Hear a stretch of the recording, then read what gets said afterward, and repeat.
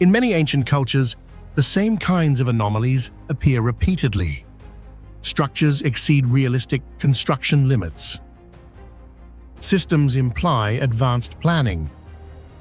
Measurements reflect an understanding of natural cycles far beyond what simple tools should allow. Stone blocks weighing tens of tons were shaped with near-perfect precision. Underground networks directed water with remarkable accuracy long before modern engineering. Carvings preserve astronomical knowledge spanning generations. And in some regions, entire settlements emerge fully formed, only to disappear without explanation. These patterns recur across continents separated by time and geography, yet linked by the same problem. The knowledge required seems greater than the age is meant to possess. Archaeology can document what survives, but explaining how and why remains far more difficult. There is a place in the chalky white desert of New Mexico where layer upon layer of parched clay is scattered by the wind like powder under the blazing sun, concealing a great secret of humanity. The ghost tracks fragile yet enduring imprints stamped into the earth up to 23,000 years ago. This discovery has upended everything we thought we knew about human history in the Americas.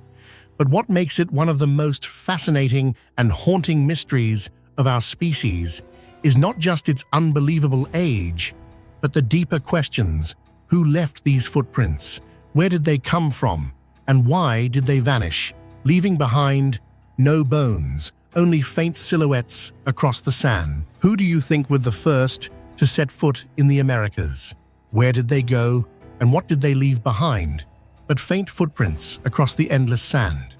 Don't hesitate to share your thoughts below. More than 20,000 years ago, White Sands was not the desolate wasteland it is today. Instead, it was a lush valley flooded with water, teeming with wild grass and ancient animals, woolly mammoths, giant ground sloths, prehistoric wolves, and countless other creatures now extinct. Amidst this setting, tens of thousands of human footprints were pressed deep into the soft earth. Children, women, and adult men, each person leaving their mark so vivid, it's as if time itself froze this instant for eternity. But the strangest, most haunting thing is not a single human bone. No tools, no artifacts, no records, no names remain.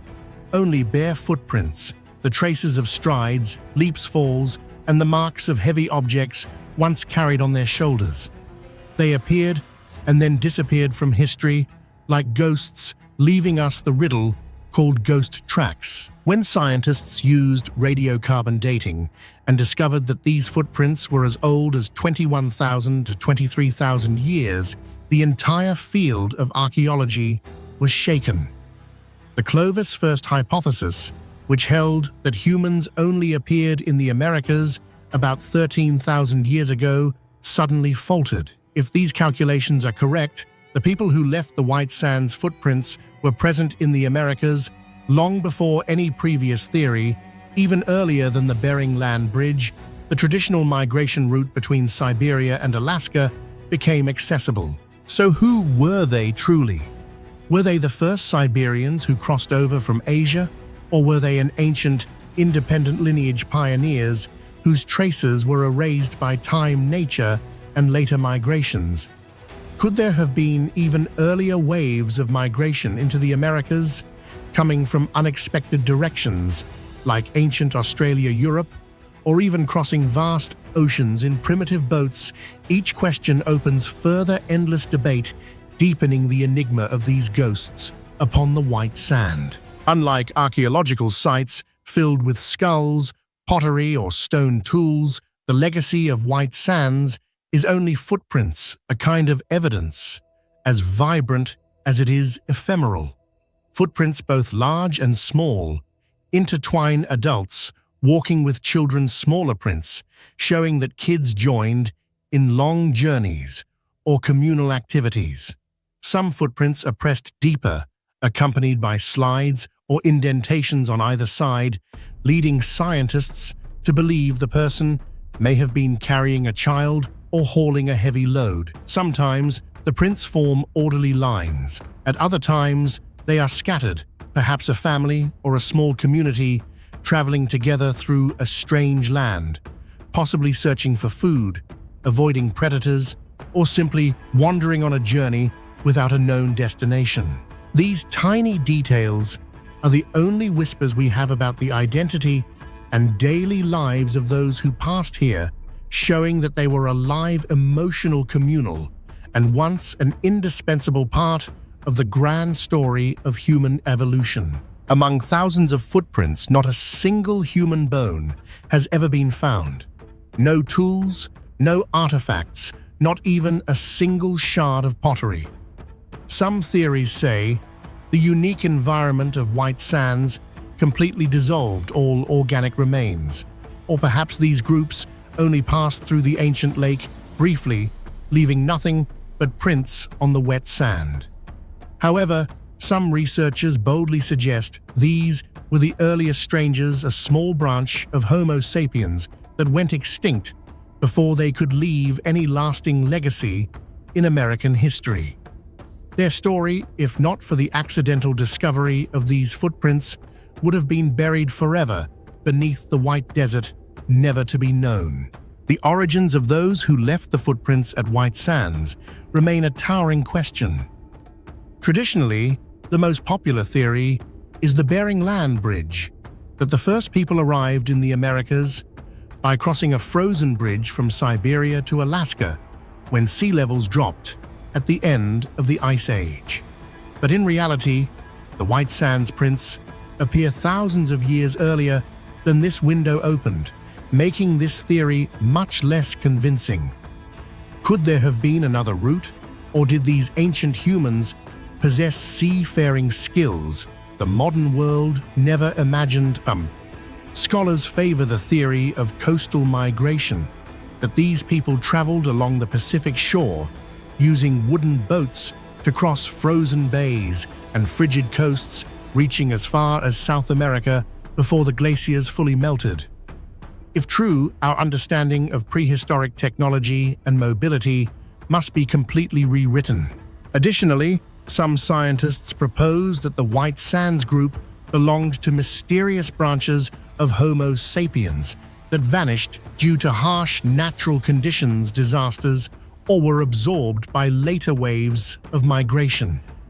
That is why there are no bones, no DNA, no tools, and why they disappeared without a trace. Another mystery that makes White Sands so captivating is that human footprints often overlap those of animals, now extinct woolly mammoths, giant ground sloths, wolves, and many other large creatures.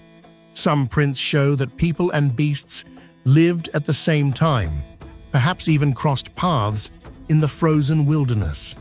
Did these people help cause the extinction of Ice Age monsters, or were they simply the last witnesses of a fading era? The intertwined, overlapping prints of people and animals paint a vivid tableau of a wild world where the boundary between human and monster was blurrier than ever. But all mysteries about the identity and origin of the White Sands ghosts remain shrouded in scientific debate. Some question whether the seeds used for dating may have been moved by groundwater, potentially skewing results. Leading laboratories continue to cross-check and verify the ages, striving to dispel all doubt. Yet, to this day, White Sands is still considered the oldest confirmed human footprint site in the Americas and one of humanity's greatest archaeological enigmas. Perhaps what makes White Sands truly unique beyond all other archaeological finds is that although time has buried everything else, only these footprints remain on the white sand like a mirror reflecting human fate. They once lived, laughed, feared, and traveled unknown lands with their children, leaving behind for posterity only faint traces like ghosts. We will never know their names, languages, faces, or even their ultimate fates. Yet these footprints deserve a place of honor in the story of evolution, as the first people to set foot on uncharted land, as witnesses to the loneliness and pride of humanity in the endless flow of history. The White Sands ghost tracks are proof of the fragility of human history. With just a gust of wind, a rainstorm, or a melting glacier, every trace of life can be erased, leaving only a few haunting marks for future generations.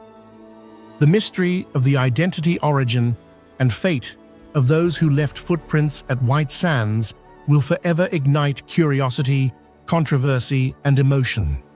Is it possible that somewhere underground, tiny clues still await discovery? Or will everything remain just ghosts, the nameless souls on this chalk-white desert?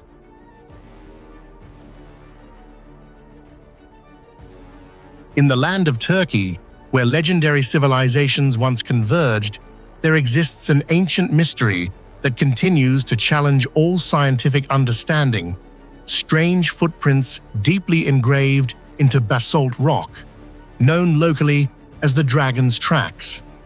These imprints are fascinating, not only because of their enormous shape and size, but also because their age reaches from 12 to 15 million years, a number that far surpasses everything we know about the appearance of humans or large creatures in history.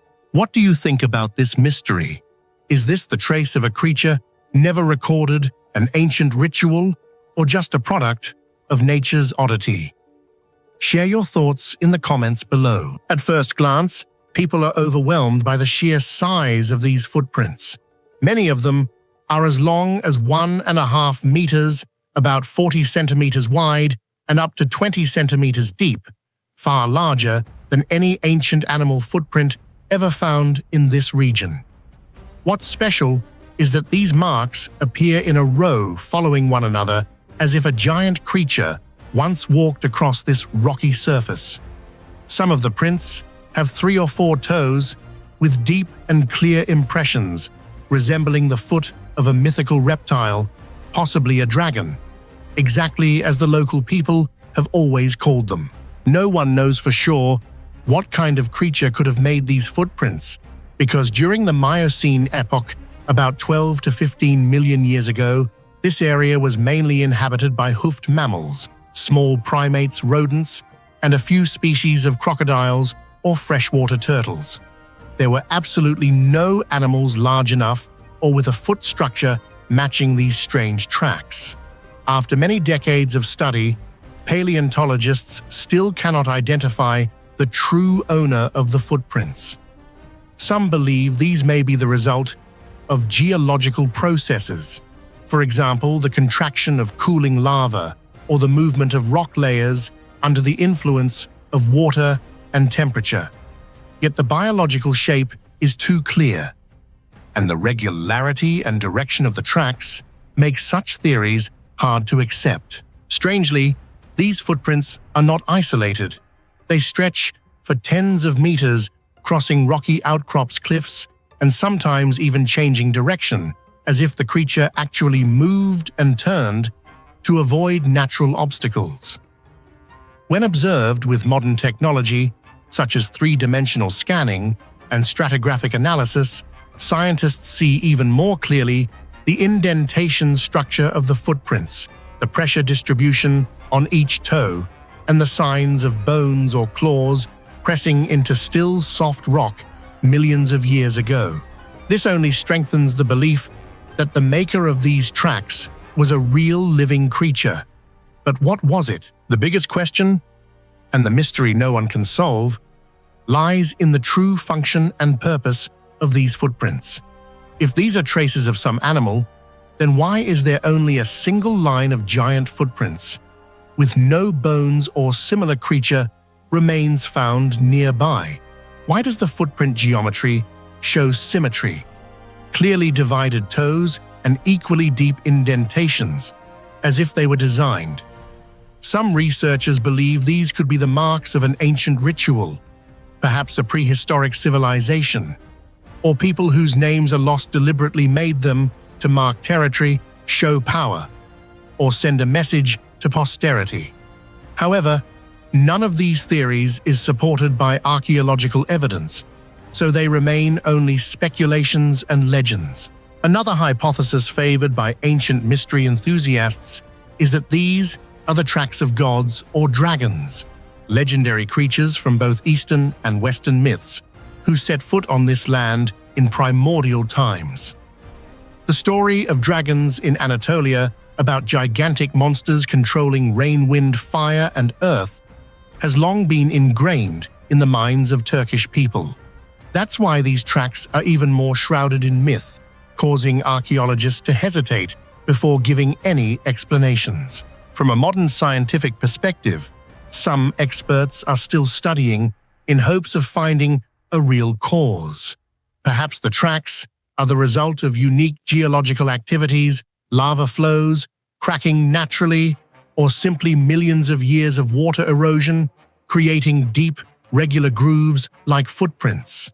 However, the regularity in size, the biological geometry, and the sequential distribution are still key points that all natural explanations have yet to address. Most of all, the function and purpose, why do these footprints exist right here with such shapes, remain a wall of mystery that no one has ever broken. One small theory is that this was once a sacred place for some ancient community where they carved dragon footprints to pray for good weather, ward off evil spirits, or even stamp their land. Yet all this is imagination, as no artifacts, buildings, or other signs have ever been found nearby. And if these are truly biological footprints, then what creature could have made such strange marks, and why did it vanish completely from the history of life on Earth? Even with advanced modern technology, the world has not found a clear answer. Each archaeological expedition brings back more questions than answers. These dragons' footprints in Turkey have thus become an endless source of inspiration for scientists, mystery hunters, and legend lovers. They are not just a fossil of nature, but a testament to the limits of human understanding compared to the vastness of nature and the mysterious, distant past. Today, these tracks have become a destination for international research teams, tourists, and those who believe in legends. They come here, lay their hands on the cold indentations, and wonder, was there truly a giant creature that once walked this land, or is this just a joke of nature that humanity will never understand? The enduring existence of this mystery is a reminder. No matter how advanced science becomes, there will always be dragons' footprints beyond our understanding, waiting for us to decipher in the future. Deep within the limestone caves of Lagoa, Santo, Brazil, the site known as Lapa do Santo has become an archaeological treasure trove, forever altering what we know about the spiritual world of South America's earliest inhabitants. With a history of over 10,000 years, the discoveries here have not only opened a door to the past, but also revealed a labyrinth of mysteries surrounding ancient funerary rites, religious beliefs, and even sacrificial rituals phenomena that still challenge the boundaries of modern scientific understanding. What do you think about the mysteries of the Lapa de Santo rituals? Why do you think ancient people performed such complex and strange ceremonies? Share your thoughts or theories about these prehistoric religious practices in the comments below. When the first human remains were excavated at Lapa do Santo, archaeologists expected to find simple burials typical of primitive hunter-gatherer societies. Instead, they uncovered a highly complex system of rituals, revealing a more sophisticated worldview, at times even unsettling or eerie. The skeletons at Lapa do Santo were not simply buried underground. Many had been intentionally manipulated skulls, separated from bodies, hands arranged in ritualistic poses, bones carved with mysterious symbols, and some skeletons bearing clear evidence of burning, defleshing, or possibly even cannibalism. These discoveries forced the scientific community to completely reconsider the spiritual life of prehistoric South Americans. One of the most haunting findings at Lapa do Santo is the decapitation burial, considered among the oldest known ritual beheadings in the Americas. In this burial, the skull was not simply removed and placed with the body. Rather, it was purposefully severed, and two hands were carefully placed over the face, one under the chin and the other on the forehead.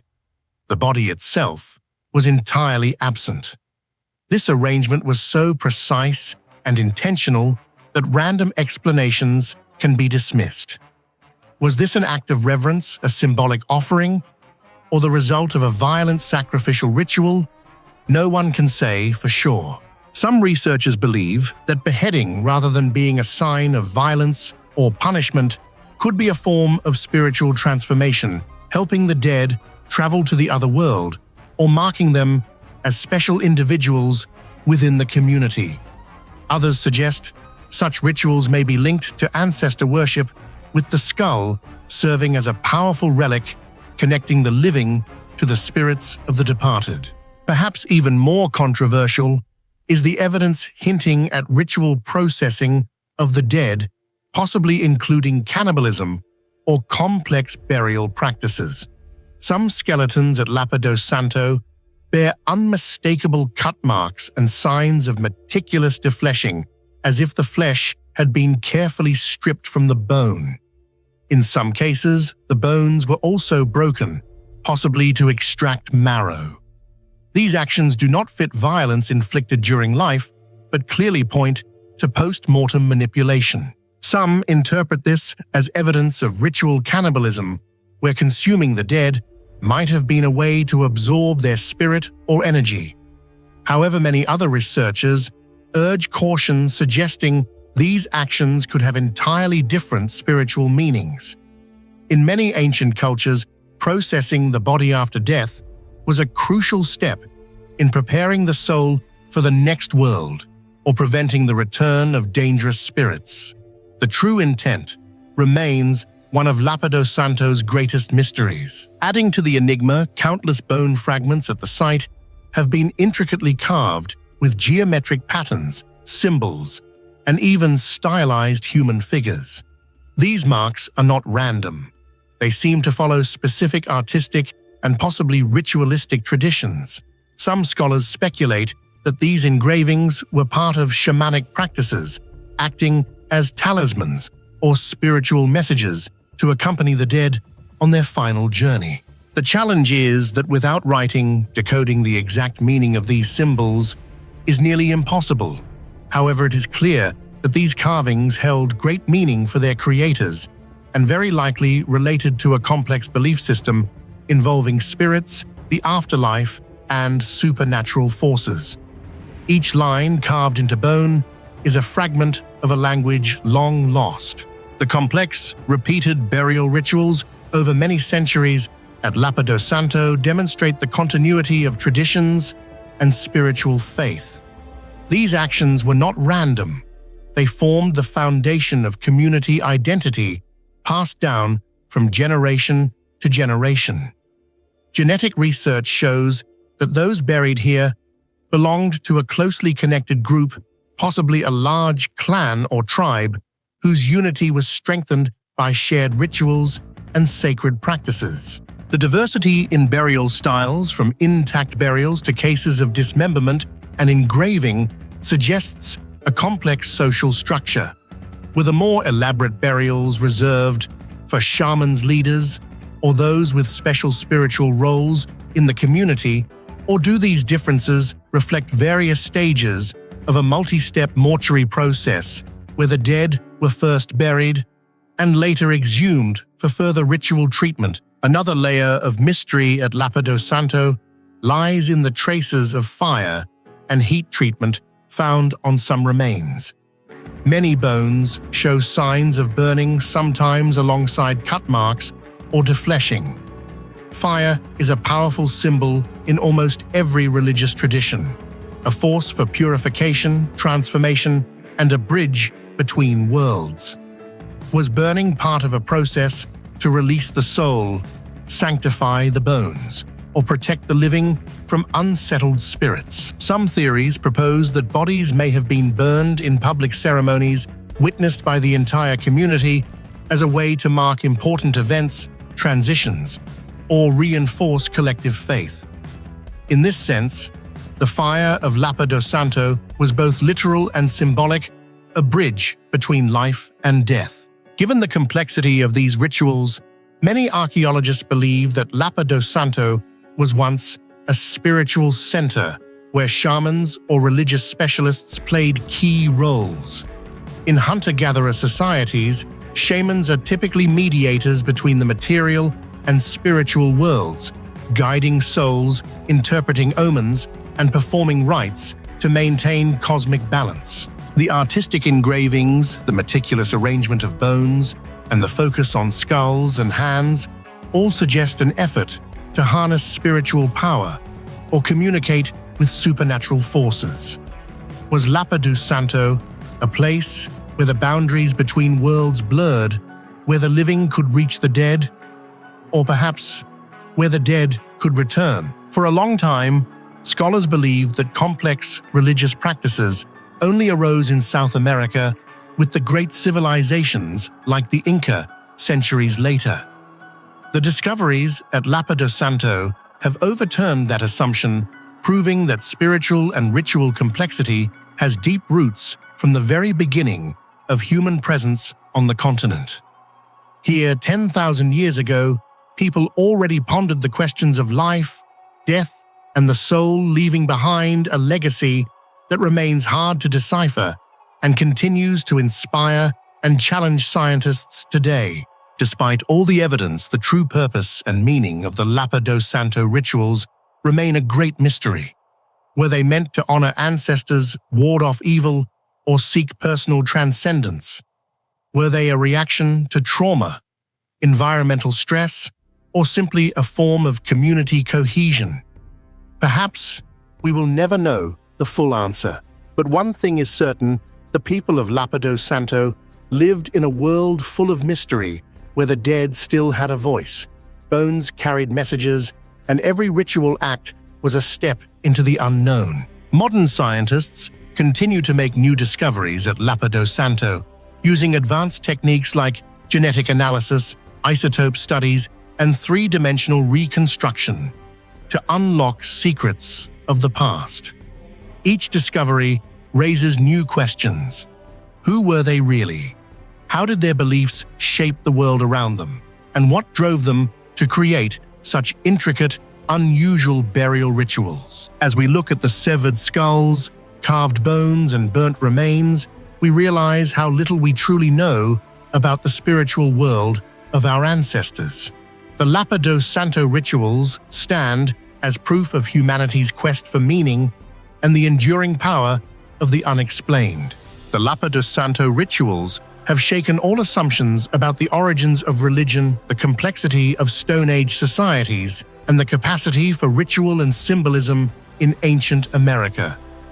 Whether seen as sacrifice, remembrance, or transformation, they remain among the deepest mysteries of human history, a riddle carved in bone, echoing across millennia, still waiting for someone to unlock its secrets.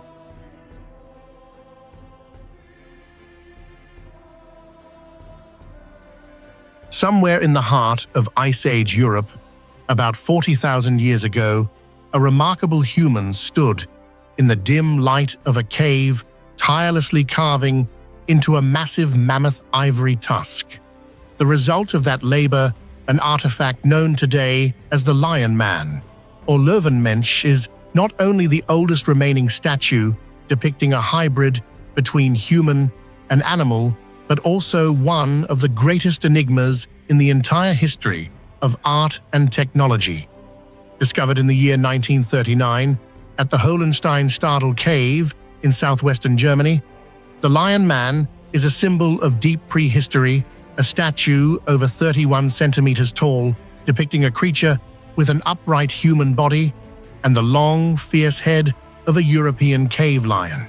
It stands as a silent witness to the dawn of symbolic thought, but also poses a question that continues to puzzle even modern experts. How could people of the Stone Age, with only primitive tools, create something so complex, so lifelike, and so technically advanced from the hardest materials in a world full of ice and darkness? Do you think the Lion Man's craftsmanship was a stroke of luck, or the product of an advanced culture that we have yet to fully uncover? Share your thoughts in the comments below. Before delving into the enigma of its creation, let's imagine what the Lion Man really is.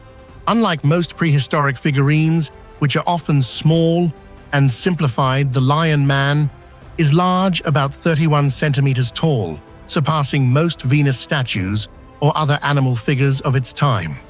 The statue was carved from a single large piece of mammoth ivory, painstakingly shaped into a human standing with broad shoulders, muscular arms, and the distinctive head of a male lion. A long snout, sharp teeth, detailed eyes, and feline ears.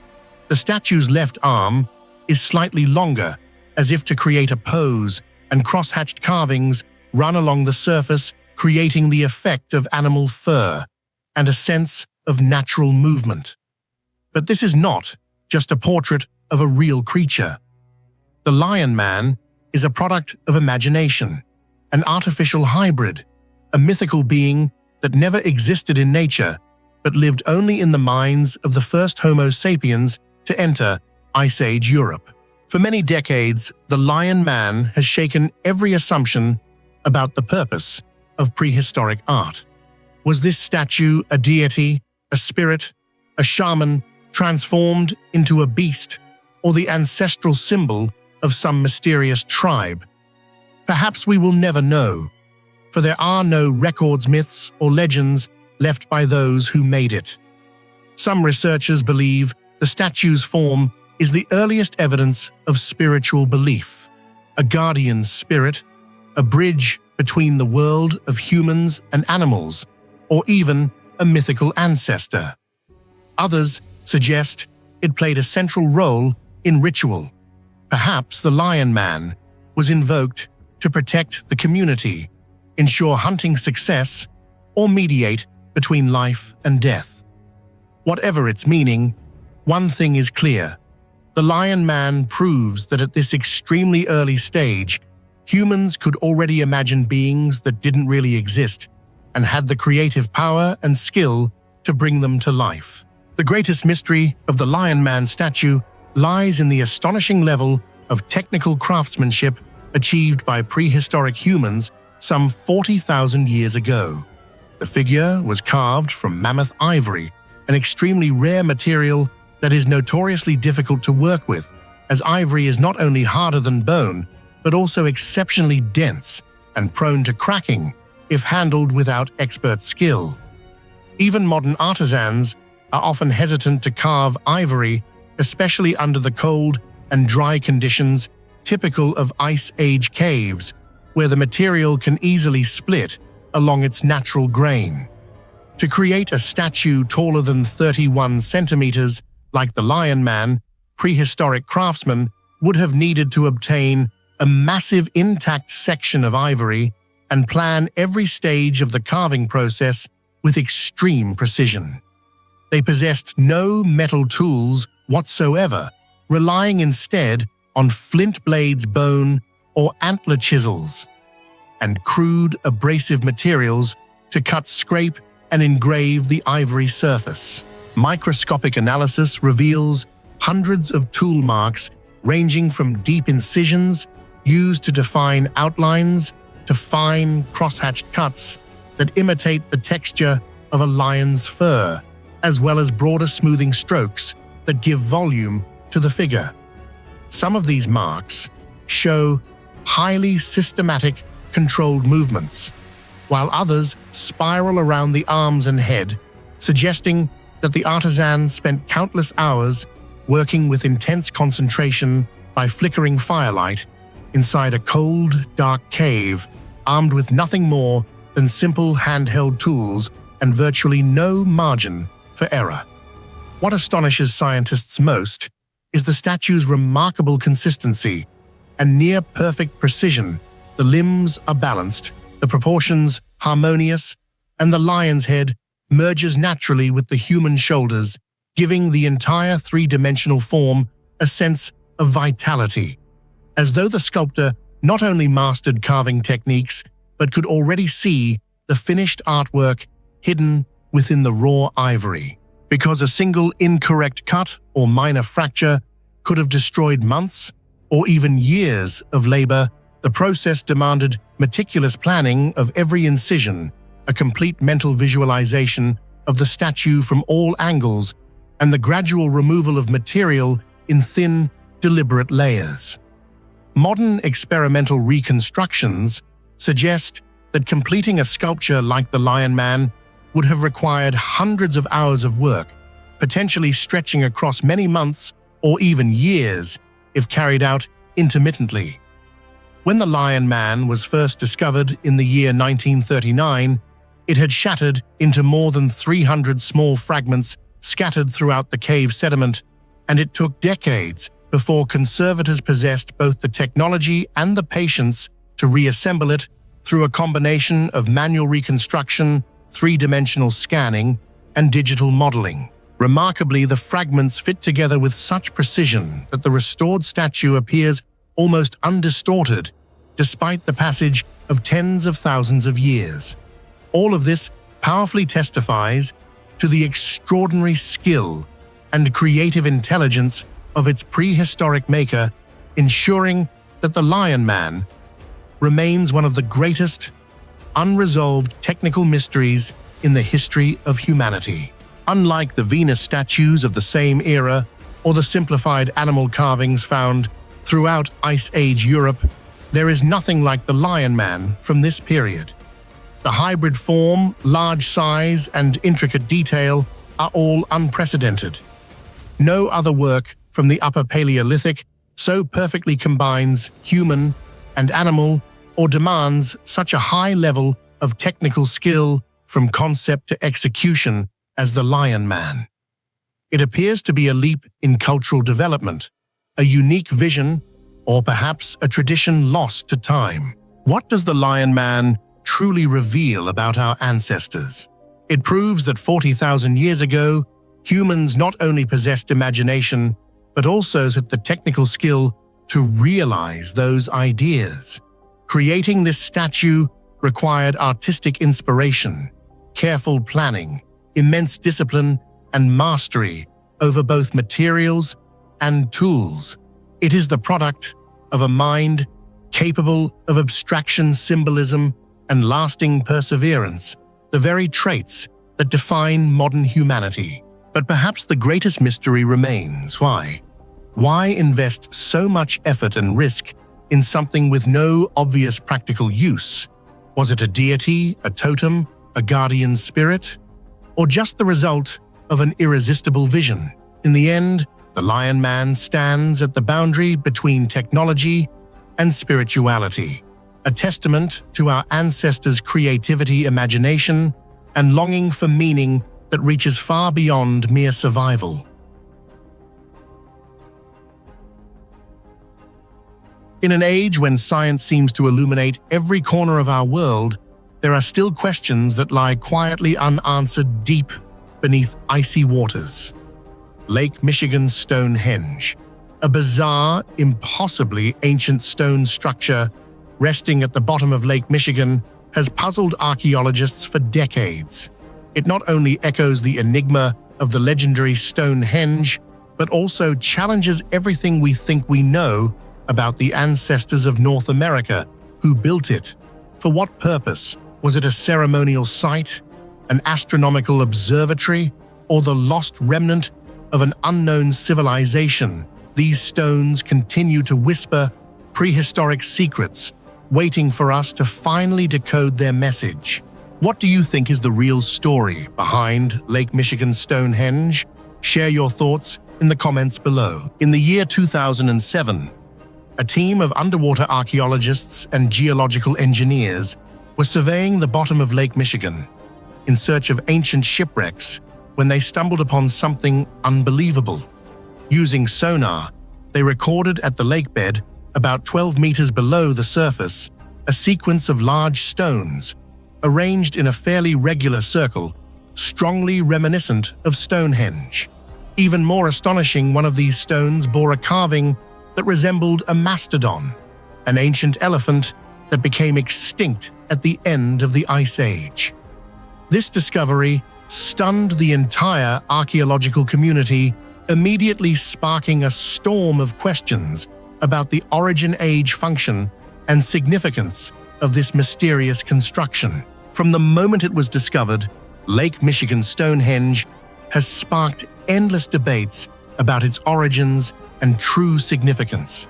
Is it simply a random arrangement of rocks by natural forces, or is it a man-made structure created for a special purpose by some prehistoric culture?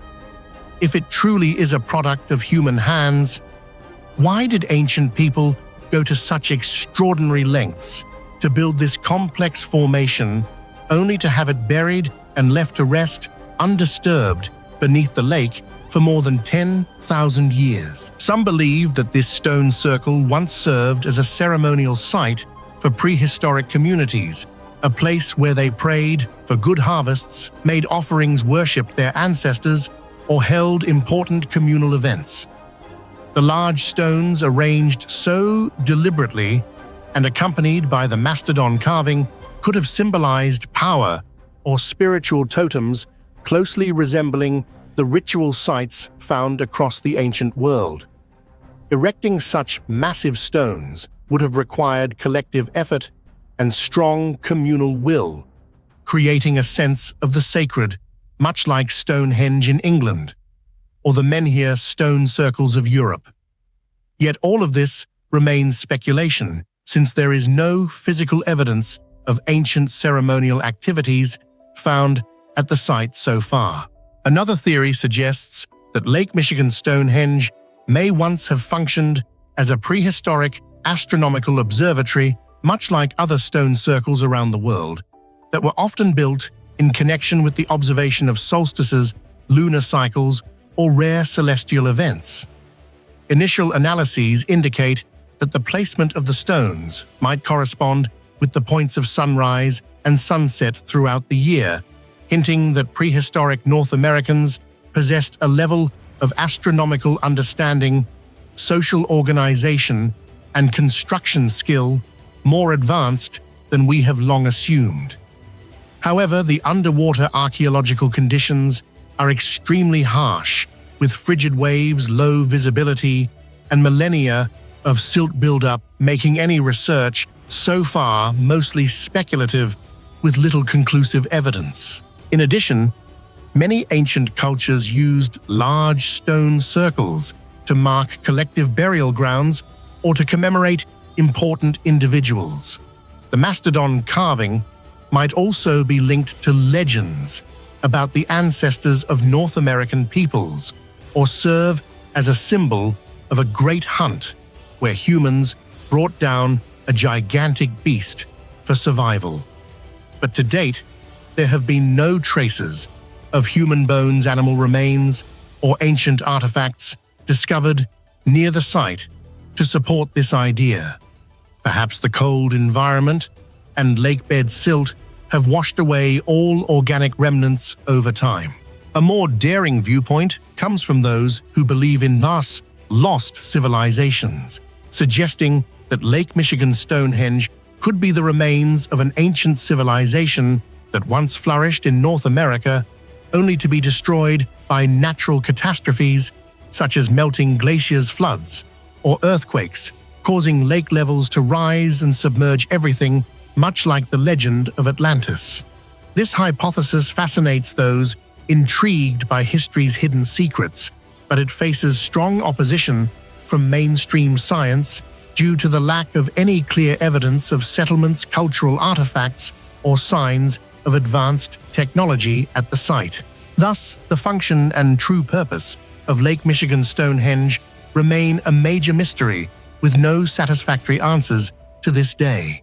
The search for the true function and purpose of Lake Michigan Stonehenge is currently hindered by both objective and subjective factors. First and foremost, the exact location of this site is always kept secret by authorities and scientists aiming to prevent looting or damage to the heritage. However, this also inadvertently creates major difficulties for anyone hoping to access survey or conduct independent research in the area. In addition, underwater archaeological conditions in Lake Michigan are extremely harsh. The structure lies more than 12 meters below the cold surface, with strong currents, poor visibility, and many layers of silt deposited over thousands of years, all of which make excavation, reconstruction, or material analysis nearly impossible with current technology. What's more, archaeologists have yet to find any evidence of habitation tools, fossils, or other artifacts associated with these stones, meaning that every theory about the site's function and purpose remains speculative, lacking any concrete foundation to be confirmed. Finally, the scientific community is extremely cautious in releasing any information related to Lake Michigan Stonehenge. This caution is partly due to past incidents in which archaeological discoveries were exaggerated for media attention or to promote conspiracy theories, so experts now prefer a slow, methodical approach, carefully verifying each new piece of evidence. All of this only adds to the persistent sense of mystery that still surrounds this site. Though its function and purpose remain an enigma, Lake Michigan Stonehenge possesses another tremendous value for humanity. It stirs our curiosity, ignites the urge to explore, and inspires the quest to understand our origins in a vast universe. Gazing at this ancient stone circle beneath the waves, modern people must ask, just how advanced were these ancient communities? How did they view the world? Might what we call primitive or savage be nothing more than the bias of those judging history from a modern perspective? Lake Michigan Stonehenge is an open file in world archaeology, challenging all boundaries of knowledge about prehistoric North America. Beneath all the scientific theories and endless debate, this structure reminds us of humility before history and the countless things never recorded in writing. The function and purpose of Lake Michigan Stonehenge, whether as a ritual site, observatory tomb, or relic of a forgotten civilization, remain unfinished puzzle pieces waiting for future generations to solve.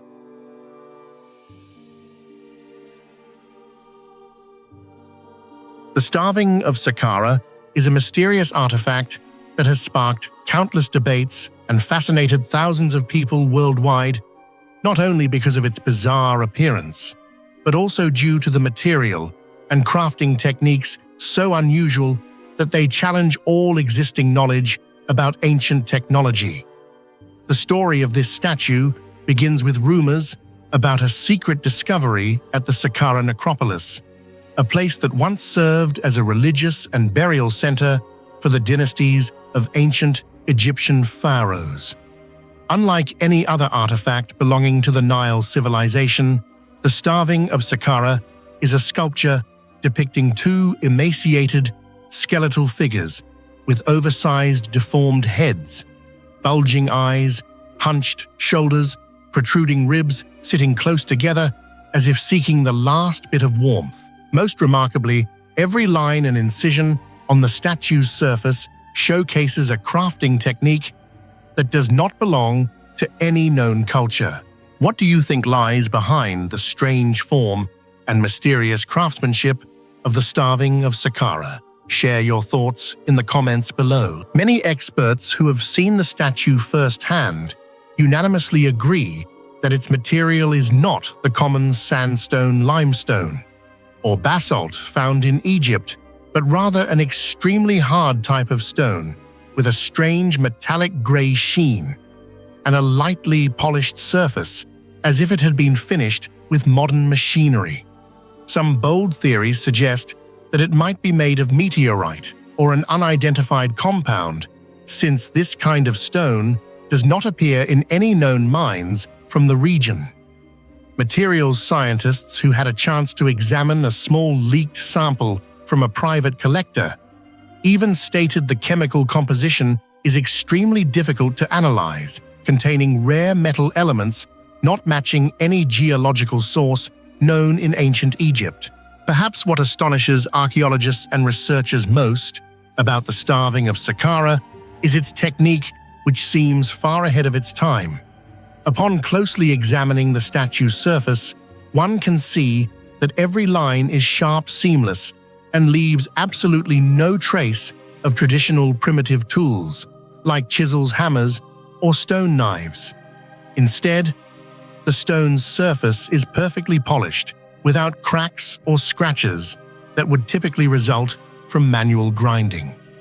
Especially remarkable are the ultrafine details, the bone ridges, wrinkles on the bodies, and a series of strange symbols are deeply engraved, as sharp as if cut by laser, appearing even in hidden areas that could only be reached with extremely sophisticated equipment.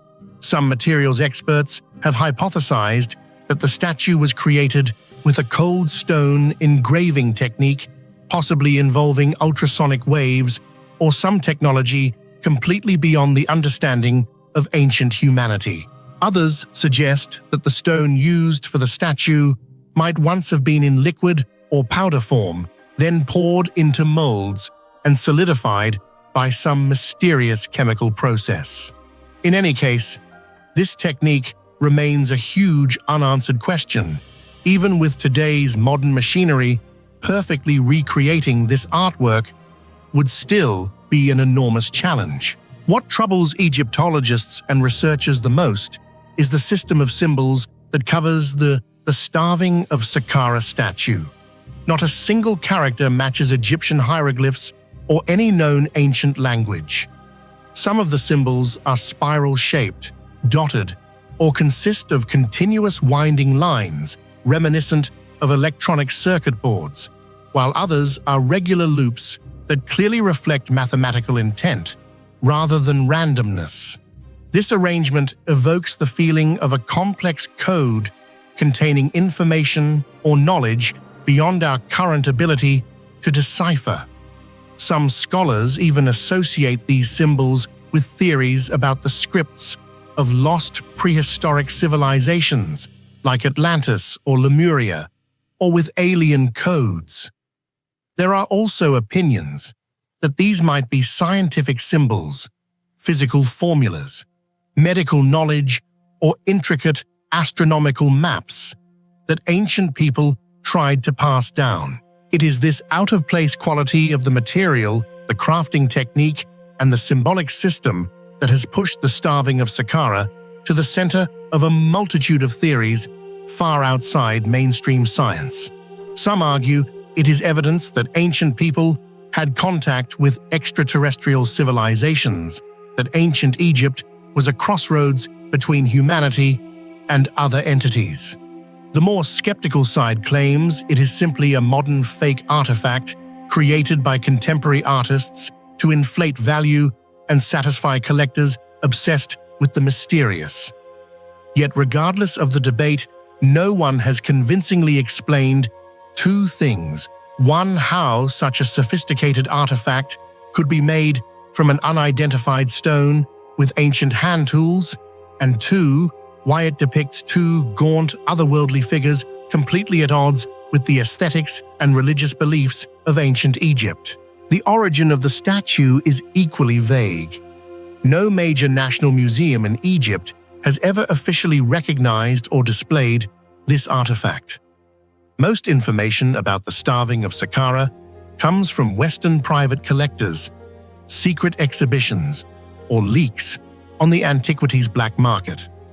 Some documents claim it was discovered by chance in the early 20th century by artifact hunters at the Saqqara necropolis, then quietly smuggled out of Egypt through illicit networks. However, there is no archaeological evidence recording any official discovery or excavation. The mystery surrounding the statue's function and meaning only adds to its gloomy aura. Theories range from it being a warning about a catastrophic famine to representing punished souls, or as a collective memory of an extinction event. Some people link the appearance of the starving figures to legends about giants, the Anunnaki, or hybrid beings between humans and extraterrestrials. Some believe it to be a sacrificial object, or a talisman, sealing wandering spirits in the ancient underworld. A few Western spiritual experts claim the stone's energy field is unusual, like a force storing memories, emotions, or the primal fears of ancient humanity. Countless oral tales add to the creepy reputation of the starving of Saqqara. Former owners recount strange experiences, a cold chill when touching the statue, electronic devices nearby going haywire, or recurring nightmares of disaster and famine. Whether true or merely products of collective imagination, these stories only further fuel the fascination of those who believe in the supernatural.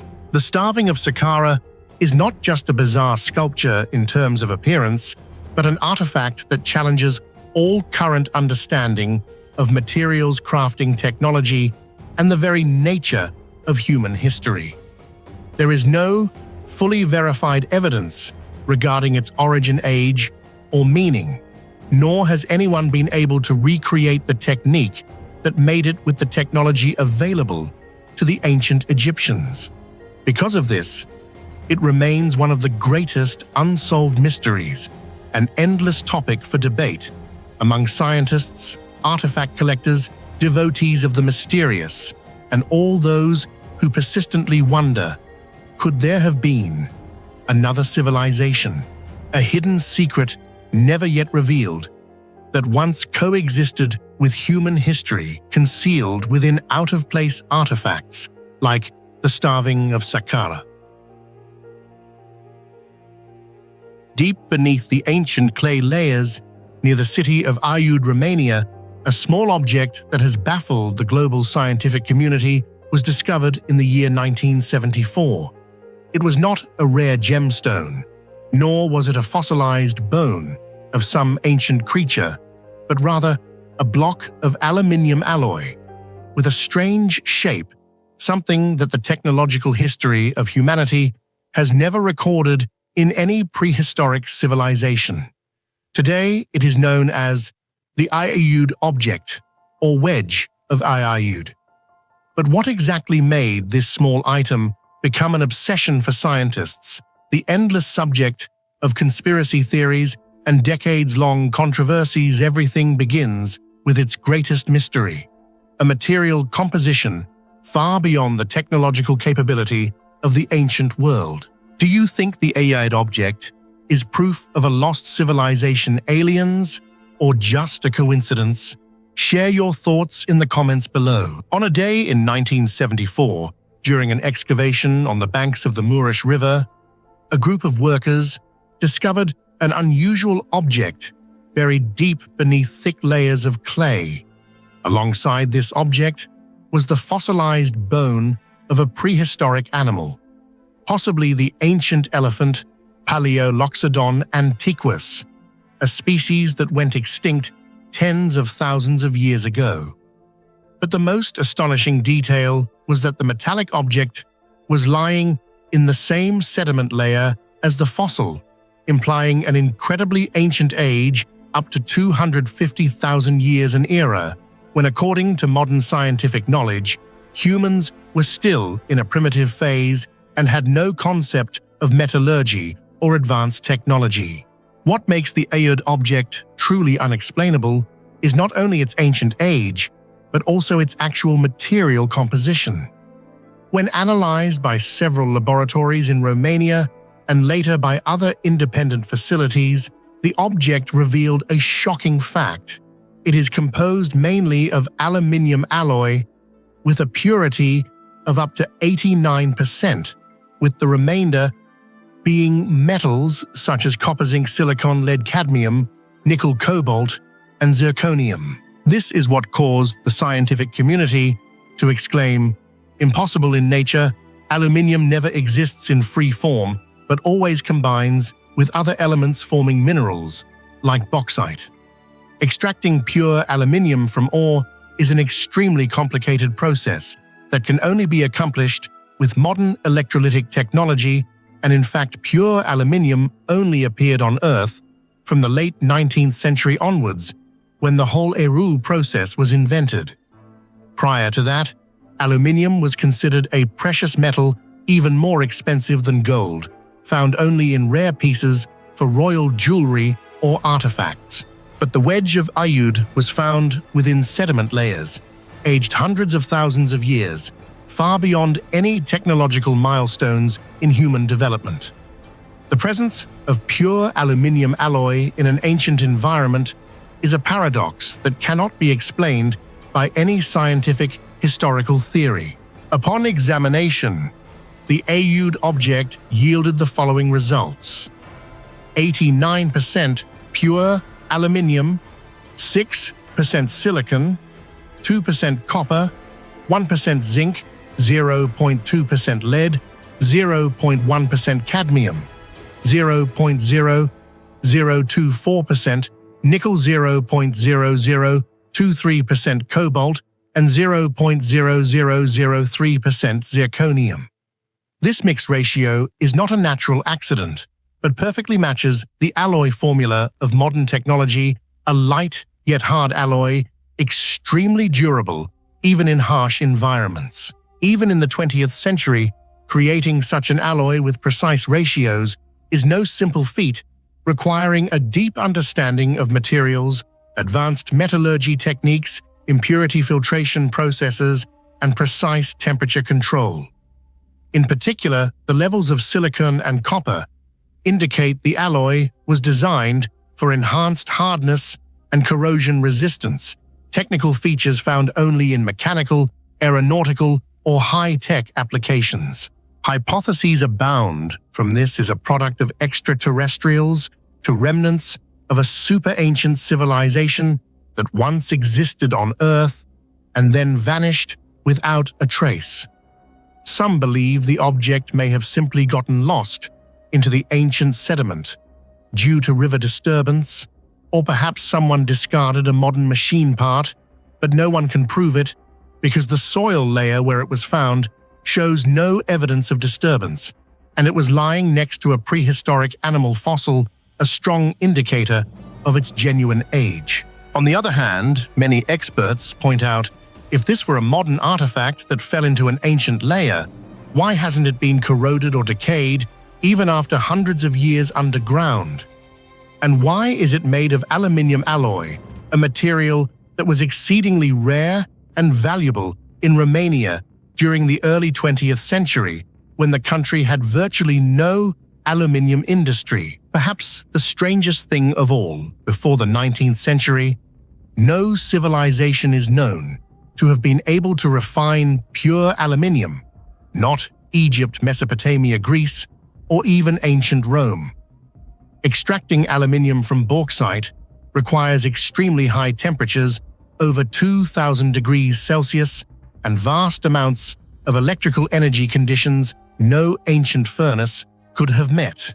Even the most advanced metalworking civilizations like China, India, or the Maya and Aztec only worked with copper, iron, silver, gold, absolutely no aluminium. In fact, the French once displayed an aluminium sword at the Paris exhibition of 1855 as a futuristic object, since at that time, aluminium was several times more expensive than gold. So who or what created an aluminium alloy object with perfect composition, precisely calculated mixture, and left it lying silently underground for hundreds of thousands of years? The Aiud object is wedge-shaped, but also bears the features of a modern mechanical part. a base, a guiding plate, or perhaps even the landing gear of a flying device. The object's surface shows wear scratches and signs of impact, evidence of having endured strong mechanical forces, as if it had once been installed or used within a machine system. The extraterrestrial sensation only grows when you set it alongside purely ancient tools made of stone bone or pottery typical of archaeology. To this day, the Aiud object continues to raise a series of questions that have never been satisfactorily answered.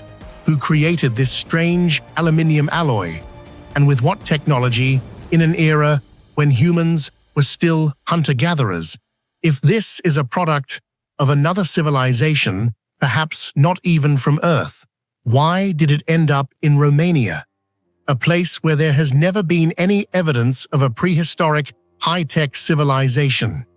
Could it be that Earth once hosted a super-advanced civilization that collapsed completely, leaving behind only a handful of out-of-place artifacts, mysterious OOP, arts like the Aiud object? Each question like this gives rise to even more theories, ranging from forgotten civilizations throughout history, the possibility that humans were once visited by extraterrestrial beings, to even bolder ideas such as ancient time travel experiments or lost time machine technologies that once existed and then vanished without a trace. After its discovery, the object was moved to the Transylvania History Museum for study, but then nearly faded into obscurity with no internationally recognized validation. Some Romanian scientists analyzed samples, but their reports were not widely published, further fueling speculation of information cover-up or evidence suppression. Around the world, the Aiud object is consistently mentioned as an OOP, art out of place, artifact, an artifact not matching its discovery era, a hot topic in UFO forums, mysterious archaeology circles, TV shows like Ancient Aliens or the books of Erich von Däniken. The existence of the Aiud object is a challenge to every conventional theory. If truly an ancient artifact, the history of material science would have to be rewritten. And if modern but somehow embedded in ancient layers, it remains an event outside all predictions. No answer has yet satisfied all the available data. To the mystery-loving community, the Aiud object is living evidence for the theory of a forgotten civilization or extraterrestrial intervention. To mainstream science, it remains a mystery, needing further verification. But so far, every hypothesis must stop before the greatest secret, an anomalous material far beyond the level of its supposed era. The Aiud object is not just a lump of metal, it is a reminder that Earth's history still holds countless mysteries that modern science cannot explain. From ancient clay to modern laboratories, from chemical reports to the imagination of humankind, it all leads to a single conclusion. We do not know who, when, or why someone created a pure aluminium object in prehistoric times. Is there a missing chapter of history? Or is this all simply a random joke played by nature and time? Whatever the answer, the Aiud object stands as clear evidence of one fact. There are mysteries that lie beyond the reach of modern logic and knowledge, and it is exactly these mysteries that fuel humanity's endless urge to explore. Perched on a rugged basalt outcrop overlooking the gorge of the Aiud River, the Garni Temple stands tall like a silent sentinel of Armenia's pre-Christian past. With its graceful columns and proud posture, the temple has survived centuries of invasions, religious upheavals, and natural disasters. For modern Armenians, Garni is not just an architectural relic, it is a symbol of resilience, cultural continuity, and the mysterious skill of ancient builders. But beneath the sunlit colonnades and the wind blowing across the highland, Garni holds secrets that have captivated historians, architects, and mystery enthusiasts for generations. Though much research has been done on its religious role and unique Greco-Roman style, it is the construction techniques, the silent language of stone, that pose the greatest mystery. How could a civilization nearly 2,000 years ago create such a precise, harmonious structure in an earthquake zone with methods and materials that challenge even modern minds? The story of Garni is both an epic about lost knowledge and a tribute to human achievement. In your opinion, how did ancient people manage to build such a magnificent structure like Garni on a steep cliff nearly 2,000 years ago? Share your thoughts in the comments below. Garni was built in the 1st century AD, commonly attributed to King Tiridates I after his return from Rome. It is regarded as the only surviving Greco-Roman columned structure in the entire former Soviet Union and is one of the very few such structures outside the Mediterranean. The temple's design is classically unmistakable, a rectangular base surrounded by 24 Ionic columns, topped with a balanced portico and triangular pediment. However, Garni is more than just a mere replica. Its proportions, dimensions, and decorative details reveal a blend of native Armenian traditions and imported Roman construction techniques. The layout placement and aesthetic principles of the temple show an understanding of geometry, astronomy, and symbolism, hinting at a much broader ancient knowledge system. The temple was built within the Garni fortress complex, a strategic site in use since the Bronze Age. Surrounded by high cliffs with sweeping views of the valley, Garni was both a military stronghold and a spiritual center.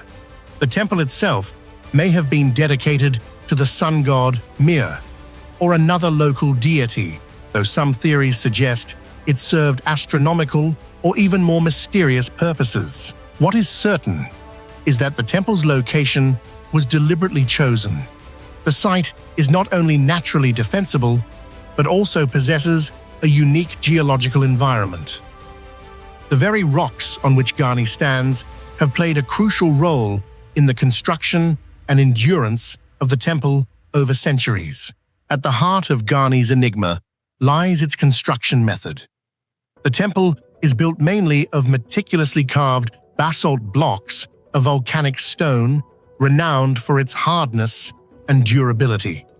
Unlike limestone or soft sandstone used in other ancient structures, basalt is extremely difficult to quarry and shape.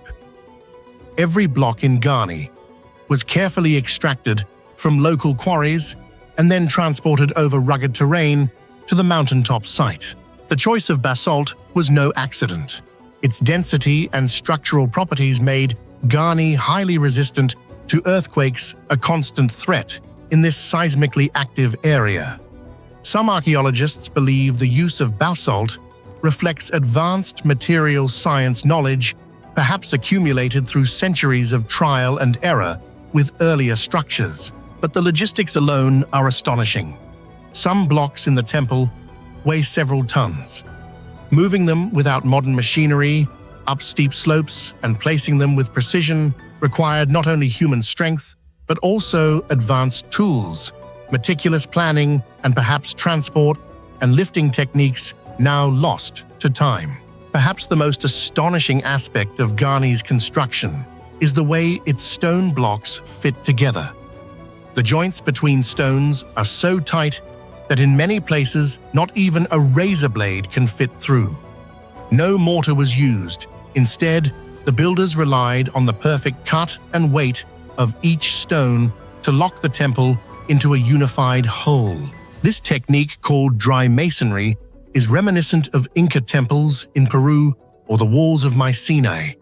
But with Garni, the level of precision is even more impressive, given basalt's hardness and the lack of iron tools or rotary saws at the time. Some experts believe the stones were shaped using a combination of bronze or stone tools, sand abrasion, and perhaps fire heating, then water cooling to split large blocks. The surfaces were then polished and meticulously adjusted until they fit perfectly. This process was extremely labor-intensive, requiring skilled artisans and a deep stoneworking tradition. But the question remains, how did they achieve such accuracy on so many blocks, especially in an age without modern measuring and leveling tools? Was there once a now lost system of templates, a secret method of marking stones, or perhaps even a geometric language passed down through generations of master builders? Armenia is one of the most seismically active areas of Eurasia. Over centuries, earthquakes have destroyed countless structures, both ancient and modern. Yet Garni stood for more than 16 centuries until the devastating earthquake of 1679, mostly intact. What was the secret to this resilience? Recent studies showed the temple was deliberately built to resist earthquakes. The tight-fitting blocks, combined with the weight and geometry of the structure, allowed it to flex and dissipate energy during tremors. The columns, set on specially shaped bases, could rock slightly without toppling.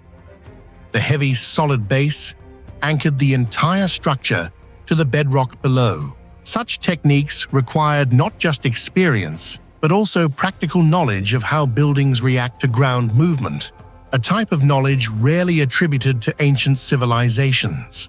Some researchers suggest that lessons learned from earlier collapsed temples in the region contributed to Garni's superior design.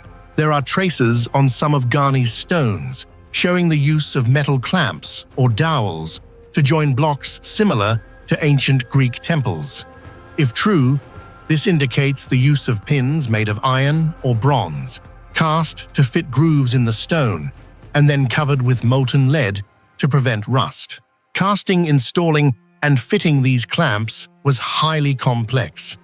It required advanced metallurgy as well as a supply chain for metals that could extend beyond the local region. How much of this technology was native to Armenia, and how much was learned from Rome or Greece, remains an open question.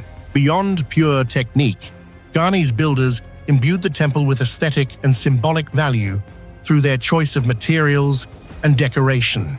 The columns, capitals, and friezes are all meticulously carved, some in classical style, others unique to Armenia. The dark, mysterious sheen of basalt gives the temple a somber atmosphere quite different from the white marble of Greek temples. Some motifs seem to have astronomical or cosmological meanings, leading to the theory that the temple may have functioned as an ancient observatory or calendar. Could the very structure encode knowledge of the heavens and earth? And if so, how much of that knowledge can we still read today? In the year 1679, a massive earthquake reduced the temple to a heap of rubble. For nearly 3 centuries, Garni remained a ruin, its grandeur obscured by time. However, unlike many ancient sites, most of Garni's stones remained on-site, together with old drawings and records. In the 1960s and 70s, Armenian scholars and engineers undertook an unprecedented mission to reconstruct the temple block by block, stone by stone. The original pieces were numbered, recorded, and reassembled using the same dry masonry techniques as the ancients. Where stone was missing, new basalt was sourced from the same ancient quarry and hand-carved to fit. The miraculous resurrection of Garni is an achievement of modern engineering and dedication, a bridge between ancient genius and contemporary pride. But even after reconstruction, the original secrets of Garni's construction continue to puzzle researchers. Although decades of research have passed, there are still many questions about the construction of the Garni Temple that scientists have yet to fully answer. How could ancient people transport and lift basalt blocks weighing several tons to high positions on steep cliffs? What tools did they use to fit such hard basalt stones together so perfectly, given how limited technology was? at that time? Was there once a special system of measurement or design behind the temple's perfect proportions, a kind of secret knowledge that was lost when Armenia converted to Christianity and endured so many invasions? Could there still be astronomical, mathematical, or even sacred geometry principles encoded within this structure that modern science has not yet uncovered? Even though advanced techniques like laser scanning, material analysis, and earthquake simulation have revealed valuable information, the true story of the Garni Temple remains shrouded in the mists of legend and hypothesis. Garni Temple stands as proof of the extraordinary intelligence and determination of the Armenian ancestors, overcoming countless upheavals throughout history. Yet Garni remains a great question, carved in stone. How did people in the past build such a magnificent structure? How many secrets about materials, mathematics, or ancient knowledge are still hidden, waiting to be discovered? Every perfect detail of the temple reminds us to keep seeking answers, because the true limits lie in our vision and ambition, not just in the tools we possess.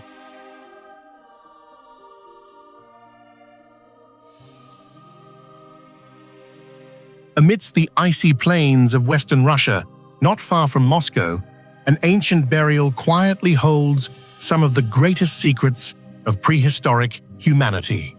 Sunghir, a name that sounds like an unfamiliar melody from a lost civilization, is not merely an archaeological site, but a true challenge to the entire modern scientific community, testing our understanding of craftsmanship, social organization beliefs, and the intellect of Homo sapiens more than 30,000 years ago. What do you think is the greatest mystery at Sunghir? Share your thoughts in the comments below. More than 34,000 years ago, the Vladimir region of present-day Russia was a place where humans confronted a harshly cold environment, predatory beasts, and vast steppes devoid of a single tree.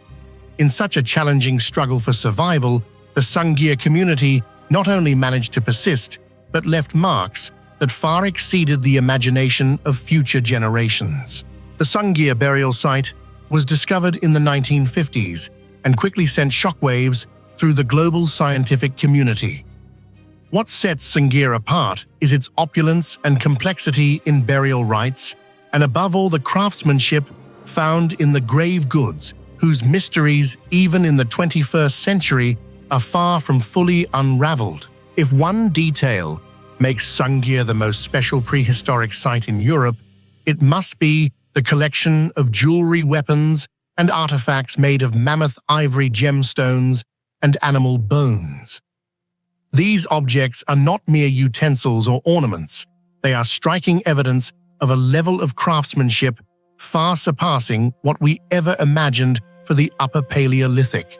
Inside the Sunghir graves, archaeologists found more than 13,000 mammoth ivory beads of various shapes and sizes, strung into necklaces, belts, headdresses, cloaks, even covering the entire bodies of the deceased.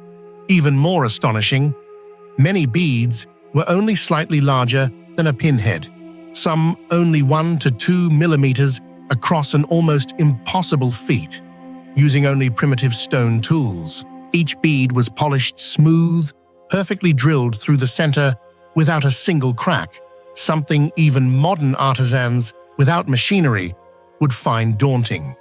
Imagine to create 1,000 beads.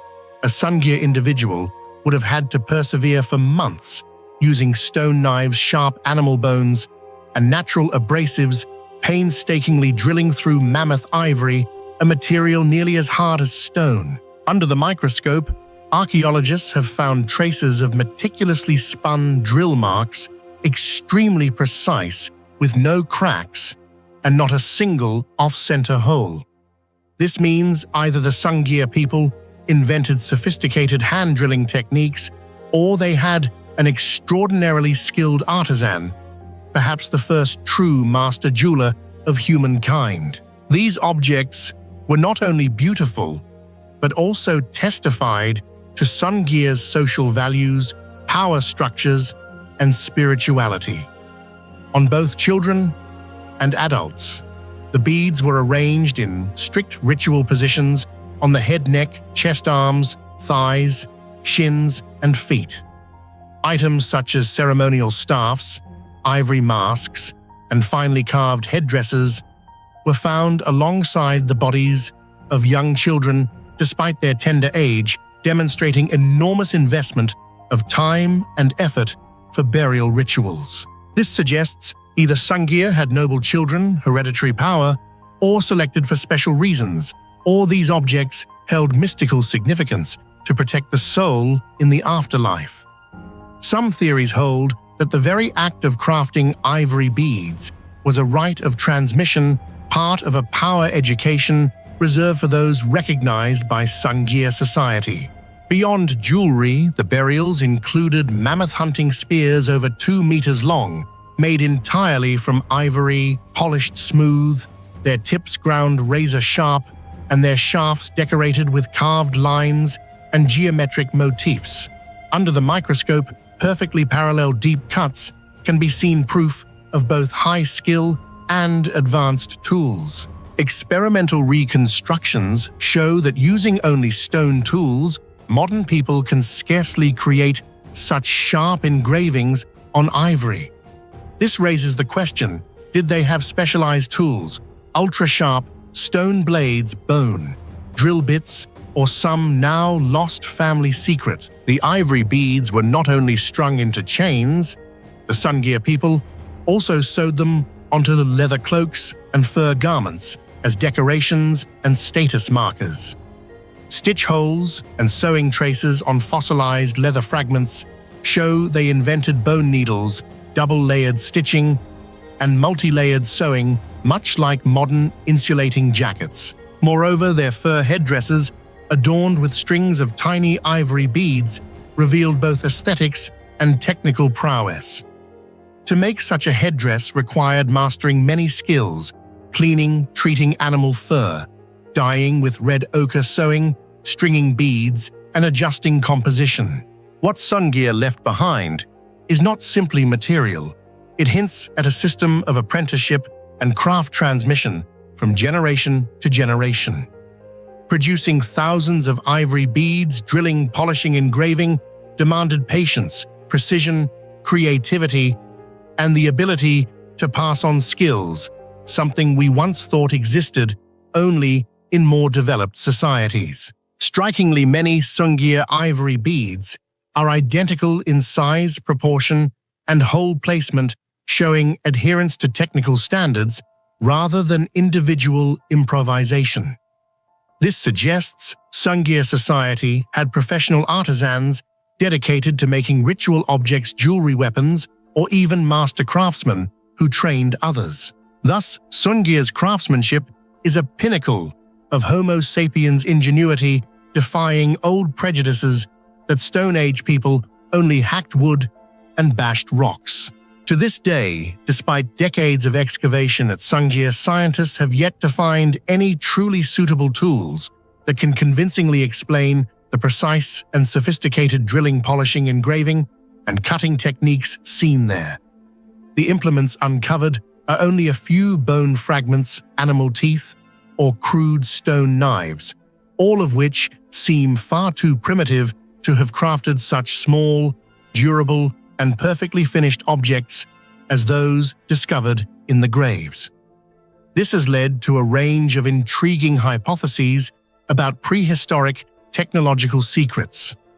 Some researchers believe that the people of Sunghir may have invented or possessed specialized tools made from organic materials like bone antler or ivory, materials that decompose easily and may have completely disappeared from the archaeological record. Others suggest that they once mastered extremely advanced methods for working materials, such as softening ivory through soaking, polishing it when dry, and then firing it to achieve exceptional hardness, techniques that even modern science has yet to fully replicate.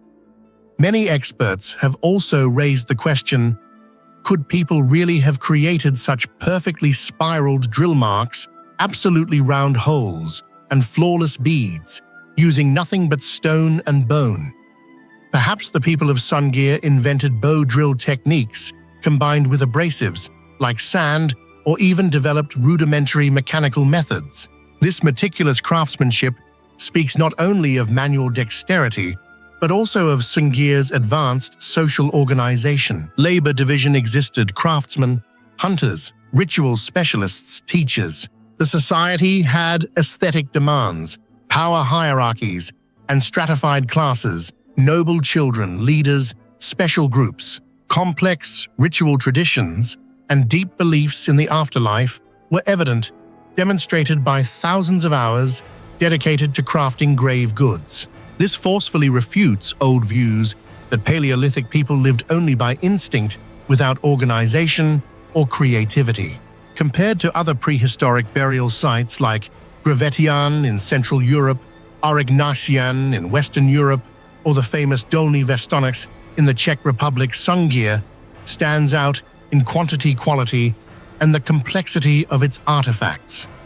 If Dolní Věstonice is known for its small clay Venus figurines, then Sunghir is the ambassador of ivory craftsmanship, a difficult, precious material requiring extraordinary skill. Nowhere else in Europe at that time do we find so many tiny, beautiful, and uniform ivory beads as at Sunghir. This affirms Sunghir is the pinnacle of artistry, technique, organization, and scientific thought in prehistoric European society. Though much has been deciphered, Sunghir still leaves us with many big questions. How could they craft such minuscule ivory beads with perfectly drilled holes, unbroken, using only stone tools? What was the meaning of the ritual objects, masks, perforated staffs, headdresses? Were they encoded religion or merely symbols of power? Were these artifacts created by a single, exceptional individual, or as collective products? Had craftwork become a separate occupation from hunting and gathering? Might Sunghir have been a central node in an exchange network spanning hundreds of kilometers? Some ivory and gemstones found there could only have come from distant regions. Encapsulated in every Sunghir ivory bead is not just manual technique, but also the passion, willpower, and limitless creativity of our species. For that, Sunghir deserves to be called humanity's golden treasure and stands as powerful evidence for the belief that no matter the era, humanity always strives for beauty, perfection, and never stops pushing the boundaries of what is possible.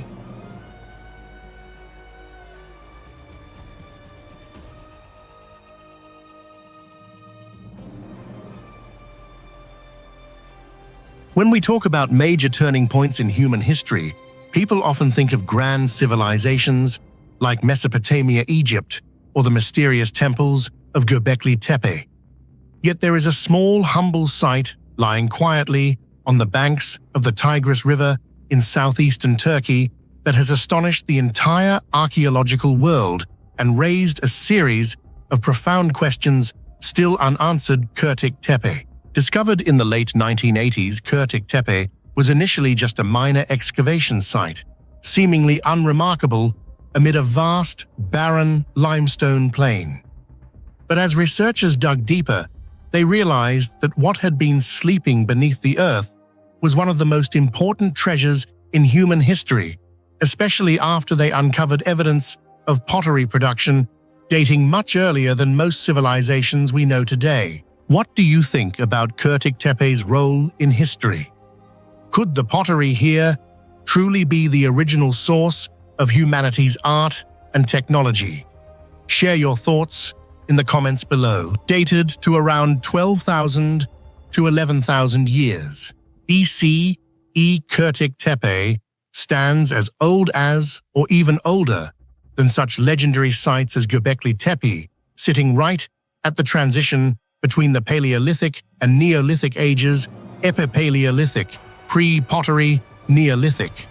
This was a critically important period when humans began to abandon nomadic hunting and gathering in favor of permanent settlements, experimenting with agriculture, and building the world's first communities. At Kurtik Tepe, archaeologists discovered over 400 small oval-shaped houses with thick mud walls, central hearths, and deep storage pits, evidence of a surprisingly organized society.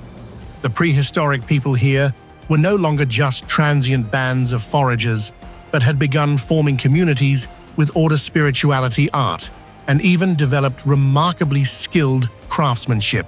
One of the most striking features of Kurtik Tepe is the sheer number of burials found within or near the residential area. More than 400 graves, many accompanied by valuable and exquisite grave goods. Gemstone bracelets, pendants, carved figurines, animal bones, seashells, and stones etched with mysterious symbols.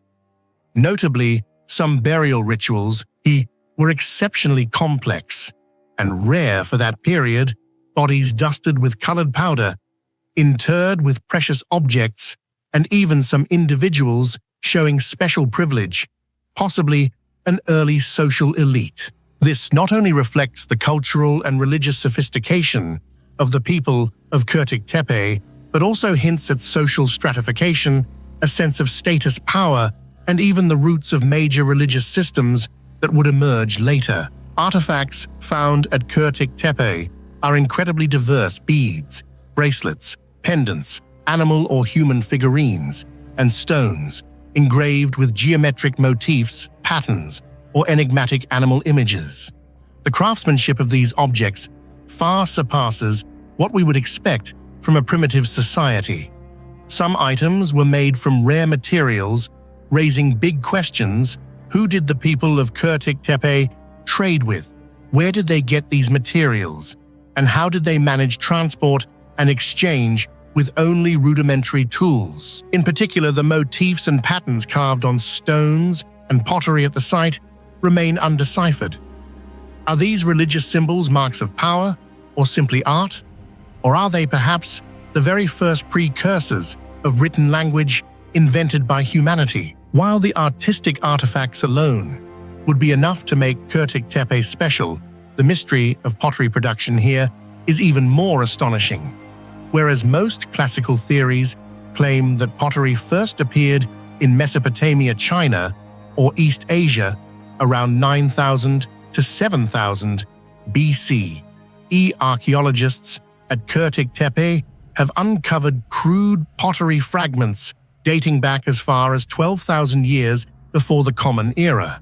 This completely overturns our understanding of pottery history, because although the ceramics at Kurtik Tepe are primitive and were not fired at high temperatures like later pottery, they clearly show skilled clay-kneading, shaping, and adept use of local materials.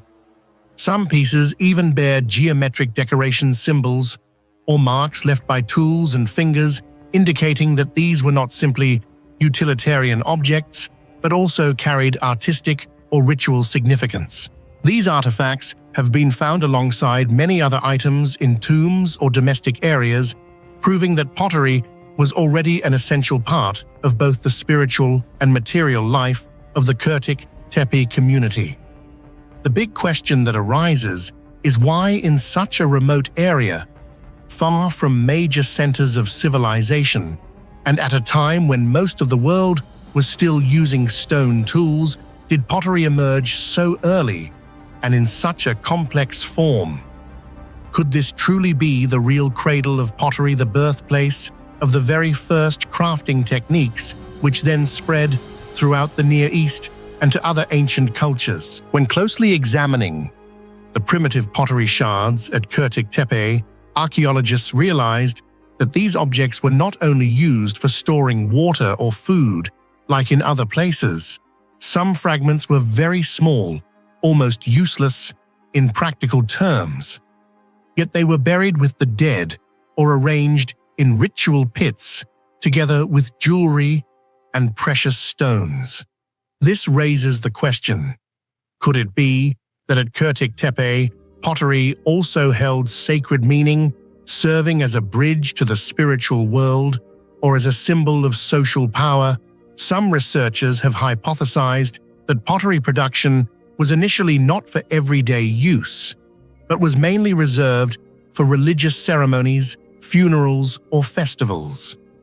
As the technology improved, it gradually spread into daily life and mass production. This perspective opens up a whole new way of understanding the role of art and religion in the development of human technology. In addition, the emergence of pottery at Tepe brought about other significant consequences.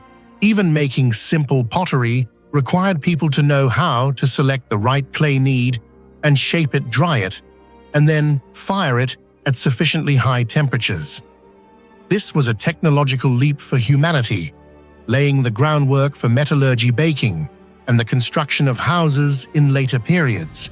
Furthermore, the appearance of pottery making indicated a clearer division of labor within society, as potters needed their own specialized skills and experience, which points to the emergence of the first artisan classes.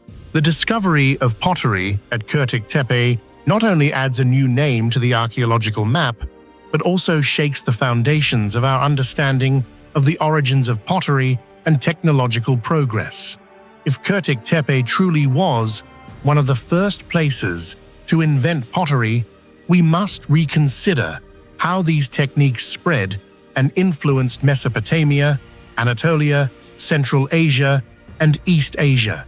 Moreover, Tepe raises profound questions about the social, spiritual, and artistic nature of prehistoric communities. These people were not just struggling to survive in a harsh world, but were creative, imaginative, and constantly striving for beauty and the sacred. To this day, the mysteries of Tepe remain unsolved. How did pottery first emerge here? How was it passed down through generations, and why did it disappear only to flourish later in other regions? What do the symbols and motifs carved on pottery and stone mean? Could they be an early form of human language? And was it right here at Tepe that the very first concepts of society, religion, art, and technology intersected and intertwined to create a great turning point in human history? As archaeologists continue their excavations, each new artifact uncovered makes the picture of Tepe ever more complex and multidimensional, while leaving open-ended questions without final answers.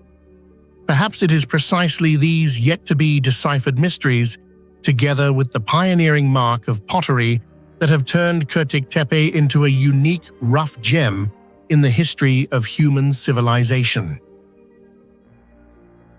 Some ancient secrets remain silent within the wilderness, defying everything modern humans think they understand. Hidden deep within the weathered rock faces of Kimberley, Western Australia, the Bradshaw Guion paintings emerge like ghostly echoes from a lost civilization. No one truly knows who created them, why such slender figures and unfamiliar garments were chosen, or what force has preserved their colors from fading for tens of thousands of years. Each image feels like a cryptic message, one that has left archaeologists and materials scientists alike searching for answers, only to find that the deeper they look, the more the mystery grows. What do you think is the real secret behind these ancient paintings? Share your thoughts in the comments below. Imagine a land ravaged by tropical storms, scorched by relentless sun, and swept by the dry winds of the outback. Here, on the overhanging cliffs and the shallow cave walls, thousands of painted figures, some so faded they're mere whispers, others vibrant as if painted yesterday, dance across the stone. They tell stories in silence, hunters with barbed spears, processions of masked people, swirling ritual scenes, all in a style so unique that it stands out completely from any other Aboriginal rock art tradition. But it isn't just their elegance or age that amazes scientists and art historians. The colors of the Bradshaws, red, yellow, black, defy all rules, remaining vibrant through thousands of years of rain, wind, and fierce heat, with a durability that seems almost magical. Determining the age of the Bradshaws is a scientific puzzle. Some researchers believe the earliest works could be as much as 20,000, even 40,000 years old, ranking them among the oldest artistic traditions on Earth. However, unlike charcoal or other organic pigments, the guion colors do not provide a simple material for radiocarbon dating. Most of the pigment has mineralized. What was once ochre and animal fat has become part of the rock-making direct dating almost impossible. Every decade brings new techniques, uranium-thorium analysis, microscopic mineral scans, but there is still no consensus. Even so, the Bradshaws may have appeared before any modern Aboriginal cultures in this region, raising intriguing questions. Who created them? Where are those artists now? And what did these colors mean to them? The Bradshaw figures look nothing like the dot paintings or hand stencils that are familiar in Australian rock art. Instead, they depict slim, almost unreal human forms in dynamic, dramatic poses, arms stretched wide, knees, bent hair, and clothing billowing.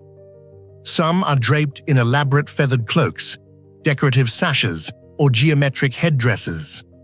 Spears and boomerangs appear, but so do objects no longer found in local Aboriginal life. This art is incredibly sophisticated lines as fine as 1 millimeter with proportions and symmetry that rival classical sculpture. But what's even more impressive is their longevity at some sites. The colors are as fresh as if they haven't endured thousands of years. At the very heart of the Bradshaw mystery lies one of the most perplexing questions in the history of ancient art. Have the pigments of the Bradshaws endured for so long, remaining vivid, sharp, and unfaded, despite the passage of centuries when all other colors have vanished from the stone? Scientists have relentlessly conducted tests and analyses on paint flakes, stone fragments, and even the microorganisms and lichens clinging to the surfaces, and the findings have truly astonished them. Unlike most other rock art, where pigment sits only on the surface, Bradshaw's colors seem to have penetrated deep within, as if they have become one with the stone itself. Early research suggested that the ancient artists used ochre iron oxide pigment mixed with blood fat or plant juice similar to other indigenous traditions. Yet under electron microscopes, the Bradshaw pigments appear more like a layer of mineral varnish, a crystalline film, tightly bound and seemingly immune to weathering and the elements. Even more surprising is the discovery that the Bradshaw's colors are still alive, or more precisely, that they may be maintained by living organisms. By the late 20th century, scientists had found that the vivid reds and purples of certain guion figures contained abundant colonies of special bacteria and microscopic fungi. These biofilms seem to metabolize the ancient pigments, while at the same time excreting minerals that refresh the color layer upon layer over many decades or even generations. In other words, the Bradshaw paintings have the capacity to self-renew. The artwork not only survives, but is actively cared for by a living alliance between stone pigment and microorganisms. Nowhere else in the world has a system of this scale ever been discovered. It feels as though, whether by accident or intention, those prehistoric artists embedded in their creations a self-preserving secret, a biological spell that echoes through the millennia. However, despite these theories, the story of the Bradshaw's pigments remains unsolved. All modern attempts, mixing ochre vegetable oil, animal fat, or even introducing similar strains of bacteria, have never achieved the durability or color fastness of the originals. Perhaps the unique minerals of the Kimberley region, along with its humidity, temperature, and the distinct chemistry of the stone, play a key role. Yet, to this day, no one has been able to fully replicate this mysterious effect. The pigments of the Bradshaws thus remain a technical marvel, a puzzle with no answer, standing shoulder to shoulder with the ancient artists themselves. If the colors of the Bradshaws are truly unique, then the people who created them are shrouded in equal mystery. Among local Aboriginal groups, such as the Wunambal and Gija, vague legends speak of the Old Ones or ancient spirits responsible for these paintings, but there are few modern traditions that actually claim direct descent from the Bradshaw artists. Some researchers believe that the Guion painters belonged to an early wave of migration into Australia, a group that has since vanished without a trace from history. Others think they were ancestors of today's Indigenous Australians who once developed an extraordinarily distinctive artistic style that gradually faded over time as society changed. There are even bold theories that the Bradshaws were created by visitors from distant lands, or that they resulted from contact with civilizations outside Australia based on some curious similarities to prehistoric art found on other continents, though these ideas remain hotly debated among scholars. Although the true origin has yet to be solved, one thing is certain: at some distant point in the past, the hands that created Bradshaw art stopped painting. No one knows why. It could have been due to climate change, disease, violence, or simply the natural evolution of culture and society. Those artists quietly disappeared, but the mysterious colors they left behind remain on the rocks, continuing to challenge every new generation to find the answers. The true meaning of Bradshaw art remains an unsolved mystery. Are these paintings traces of ancient rituals, a visual chronicle of heroes and ancestors, or perhaps even a kind of code or lost language? Observing the images we see, some figures appear to be dancing while others are hunting or performing mysterious ceremonies. The clothing and objects are depicted with exquisite detail, suggesting a society rich in symbolism, social hierarchy, and strict ritual practice. The repeated motifs, bows, sashes, feathered cloaks, point to long-standing traditions possibly related to storytelling or initiation rites. Yet without a Rosetta Stone to offer direct translation, all the profound secrets within these images remain locked away, leaving the modern world to only speculate and remain endlessly fascinated. Today, Bradshaw art faces new dangers never before seen in its long history. Climate change, acid rain, intense wildfires, and the ever-increasing impact of human activity all pose direct threats to the survival of these ancient paintings. In some places, the microbial guardians that once preserved the vivid colors of the Bradshaws are gradually disappearing, causing the pigments themselves to start fading. Perhaps for the first time in tens of thousands of years, these works of art are truly at risk of vanishing completely.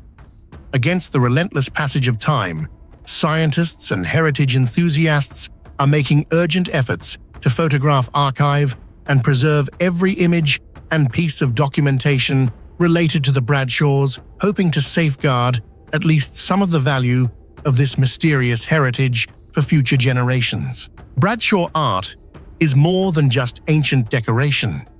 It stands as proof of human creativity while opening up profound mysteries that remain unsolved. These enduring colors not only demonstrate the remarkable skill of prehistoric artists, but also hint at knowledge far beyond our current understanding. Each painting is a source of inspiration and an invitation to explore, sparking endless curiosity in future generations. Will the secret of these immortal pigments ever be deciphered, or is it the very mystery itself that keeps Bradshaw art alive? Stretching across the vast windswept steppes of Mongolia and far into Siberia and Central Asia, thousands of enigmatic stone pillars stand as mute sentinels to a prehistoric past. These are the deer stones, some of humanity's oldest and most mysterious carved megaliths. Despite over a century of archaeological research, their true purpose remains tantalizingly out of reach, a riddle inscribed in granite for over 3 millennia. What do you think the deer stones were truly used for? Share your thoughts and theories in the comments below. The deer stones are unlike any other megalithic monuments on Earth. Each stone, typically standing between 1 and 4 meters tall, is painstakingly carved, most often from a single slab of granite or other hard rock.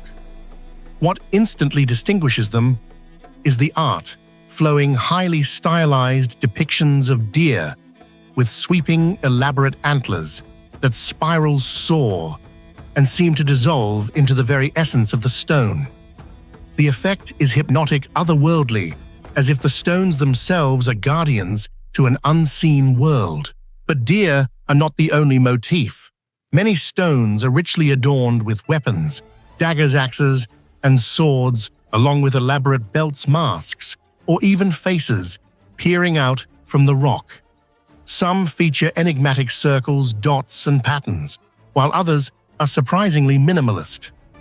The carving techniques themselves suggest remarkable skill with smooth incisions and subtle reliefs, achieved using only Bronze Age tools. Over 1,200 such stones have been documented, concentrated most densely in central and northern Mongolia, but also found scattered across Siberia, Kazakhstan, the Russian Altai, and as far west as Hungary.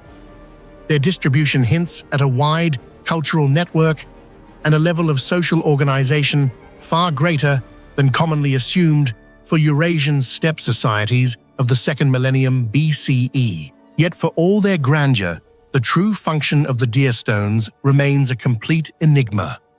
Unlike Stonehenge, the Egyptian pyramids, or the Mayan temples, which are embedded within rich traditions and surviving texts, the deer stones stand in silence. No ancient script accompanies them.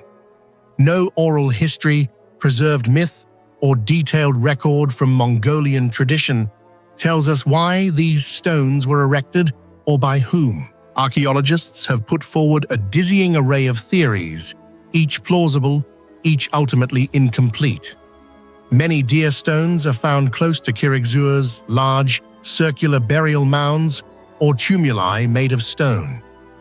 This proximity suggests a funerary connection, and some have argued that the stones served as grave markers, memorials for high-ranking warriors or tribal chiefs. The carved weapons and belts could be symbols of status, or perhaps they mark the individual's clan occupation or achievements in battle. Yet this interpretation is fraught with problems.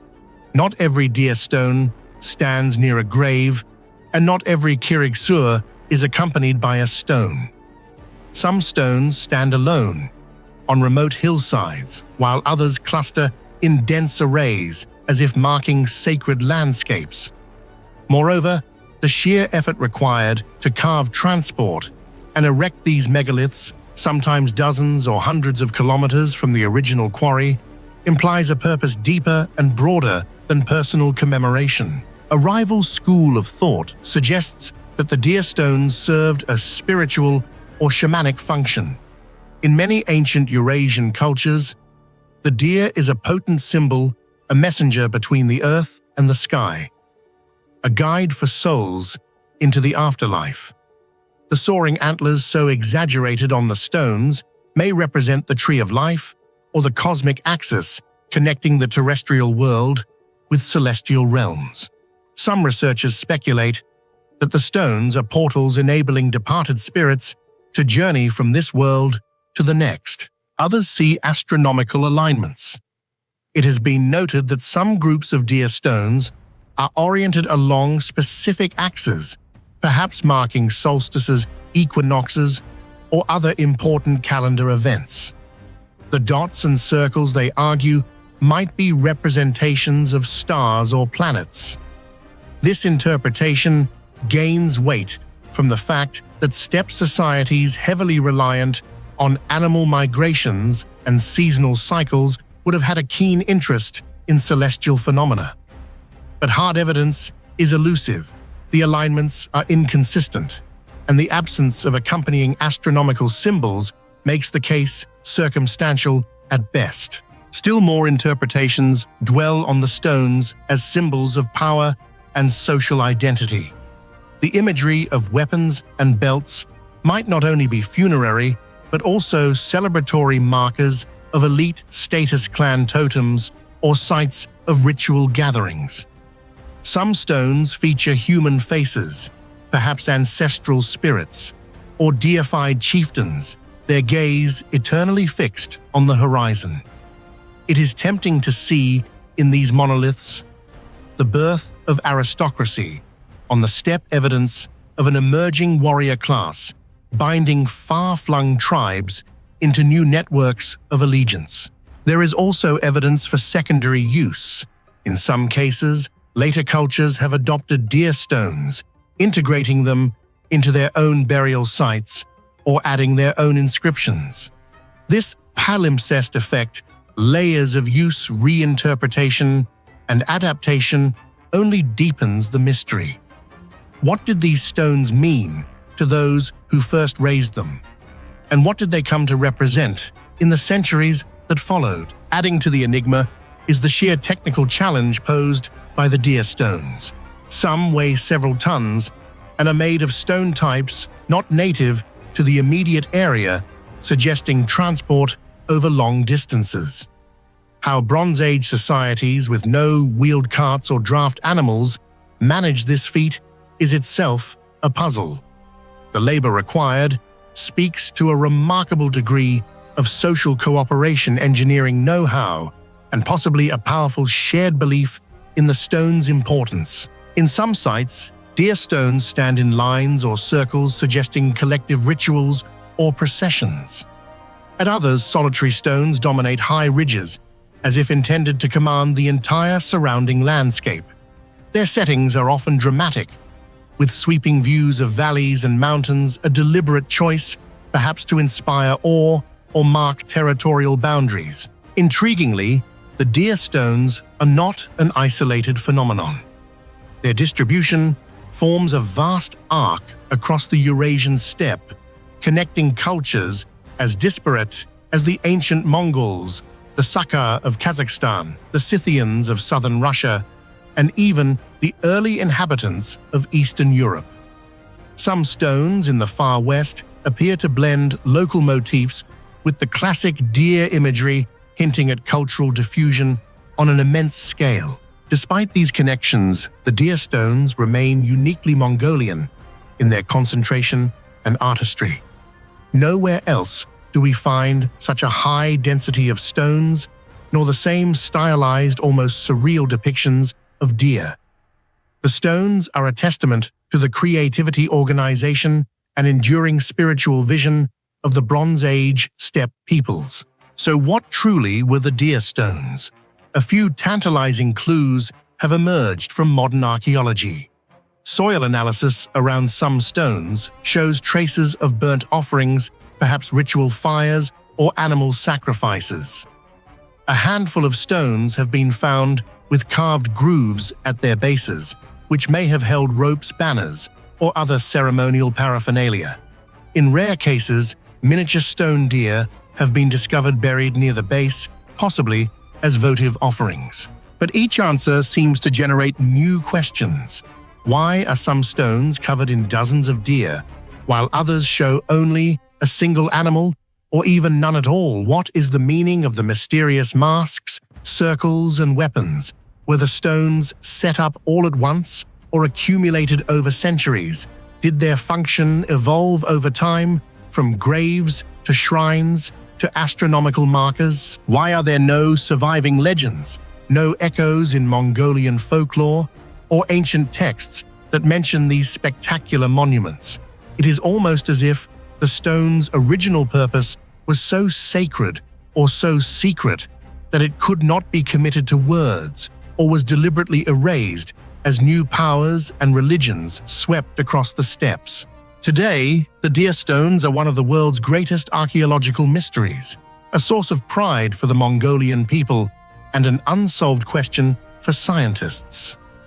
Although archaeologists continue to discover new stones and many seek inspiration or spiritual meaning from them, the stones themselves remain silent, keeping their secrets through the generations. Among all the questions about the deer stones, their original purpose remains the greatest mystery. Were they ancient war memorials, prehistoric observatories, or a lost language?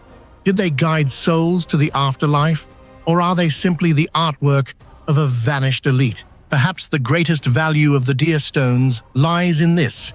It is their refusal to reveal their secrets that compels us to keep exploring, reflecting on the past, and imagining the hopes and fears of those who first carved their images into stone.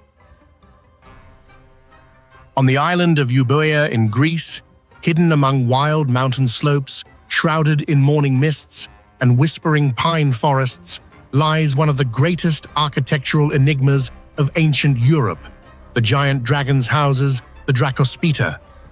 While not as famous as Egypt's pyramids or England's Stonehenge, the Dracospita possess a strange allure thanks to their scale, their endurance over time, and especially their construction techniques that far surpass the imagination of many modern scientists.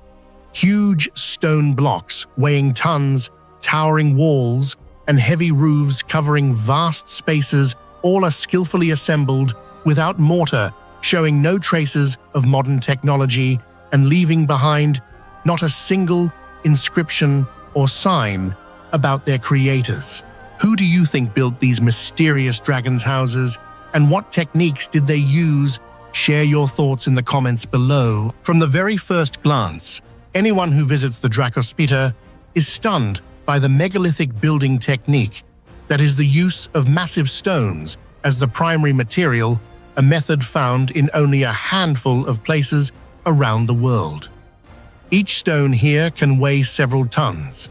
Some slabs are over 3 meters long, half a meter thick, and taller than an adult. Even more impressive, these stones are cut and fitted together with such precision that a knife blade can barely slip into the gaps between them.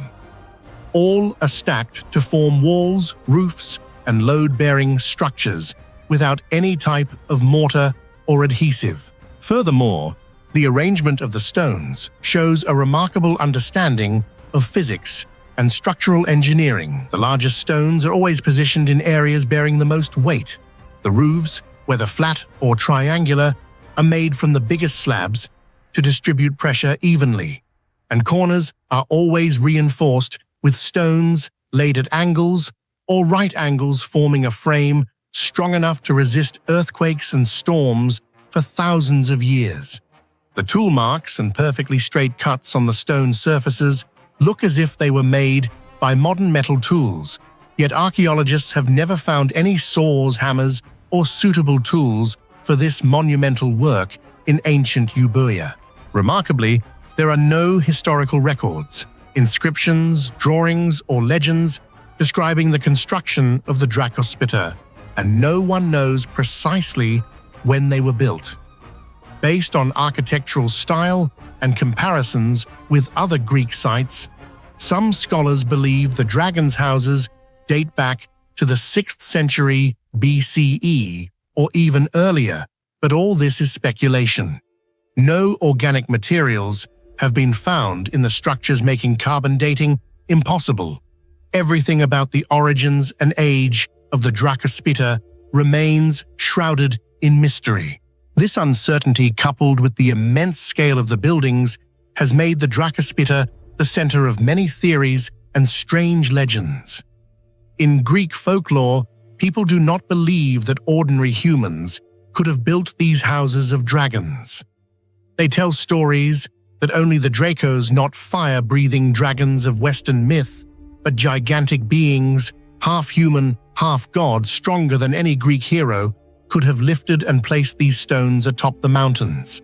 That is why the name Dragon's Houses itself originates from awe, helplessness, and the imagination of those who encountered something far beyond ordinary understanding. But even when supernatural legends are set aside, the core questions remain. How did people in ancient times construct these massive dragon's houses with their bare hands, without machinery or modern technology? How did they transport multi-ton stones up mountain slopes when even today such a task would require cranes and a skilled team? How did they determine the placement and precise cutting of each stone to guarantee perfect balance throughout the structure without technical drawings or modern measuring equipment? The answer remains beyond the grasp of contemporary science. The construction techniques of the Dracospita are even more astonishing in that the joints between stones rely entirely on friction and weight, with no mortar, no wooden or metal pegs. Some flat roofs span 5 or 6 meters and are topped with stone slabs weighing dozens of tons, yet they have stood firm for thousands of years of weather and earthquakes. Many dragons' houses have subterranean drainage systems, clever rainwater channels, windows arranged for natural light and ventilation, and even stone features forming staircases, altars, or seats inside the houses, all solid and seamless. Perhaps because of the immense mystery of their construction, the Dracospita attract not only archaeologists and architects, but also those who believe in lost civilizations and forgotten knowledge from prehistory. Some suggest that the Dracospita could be the product of an ancient civilization developed in parallel with Egypt, Sumer, or even the legendary Atlantis, then disappeared without a trace, leaving these enigmatic stone structures for posterity. Besides their construction, the location and arrangement of the Dracospita also spark fascinating theories. Most are found in extremely remote places, mountaintops, cliffs, or isolated valleys, not near any major settlements. Some researchers think these may have once been temples to ancient gods like Zeus or Hera, places for mysterious rituals involving astronomy, agricultural calendars, or unknown religious practices. Indeed, many Dracospita have windows entrances or axes aligned precisely with the sunrise on solstices or with sacred peaks in the region. Is this coincidence or evidence of lost astronomical knowledge? Another oddity is that in dozens of discovered Dracospita, no artifacts, tools, pottery, or bones have ever been found to help identify who lived in or used these structures. This deepens the mystery, for if these were homes, refuges, or temples, surely some objects, broken pottery, a stone axe, or even bits of charcoal from an ancient fire should remain. Mystery upon mystery, the Dracospita have thus been dubbed the locked chambers of the past, places where all traces of humanity, era, and purpose have been erased by history and time. Only silent stones remain, but their silence echoes down to the present day, posing unanswered questions about the intelligence, strength, and aspirations of ancient people. Today, despite erosion by time and nature, many Dracospita still stand proudly atop mountains, challenging all explanation and attracting not only scientists and historians, but also adventurous travelers and the curious. They come laying their hands on cold stones, gazing up at the heavy roofs bridging empty space, and wonder, how did ancient hands achieve such wonders? Or is there something that modern science cannot yet grasp? Perhaps the true answer to the Dracospita lies not only in the stones and extraordinary construction, but also in the creativity, willpower, and reverence for greatness and the sacred within the human soul. The dragon's houses of Euboea will endure, living proof of an era when mystery and marvel walked hand in hand, where the line between reality and myth, between humans and dragons, between science and legend, was never truly clear.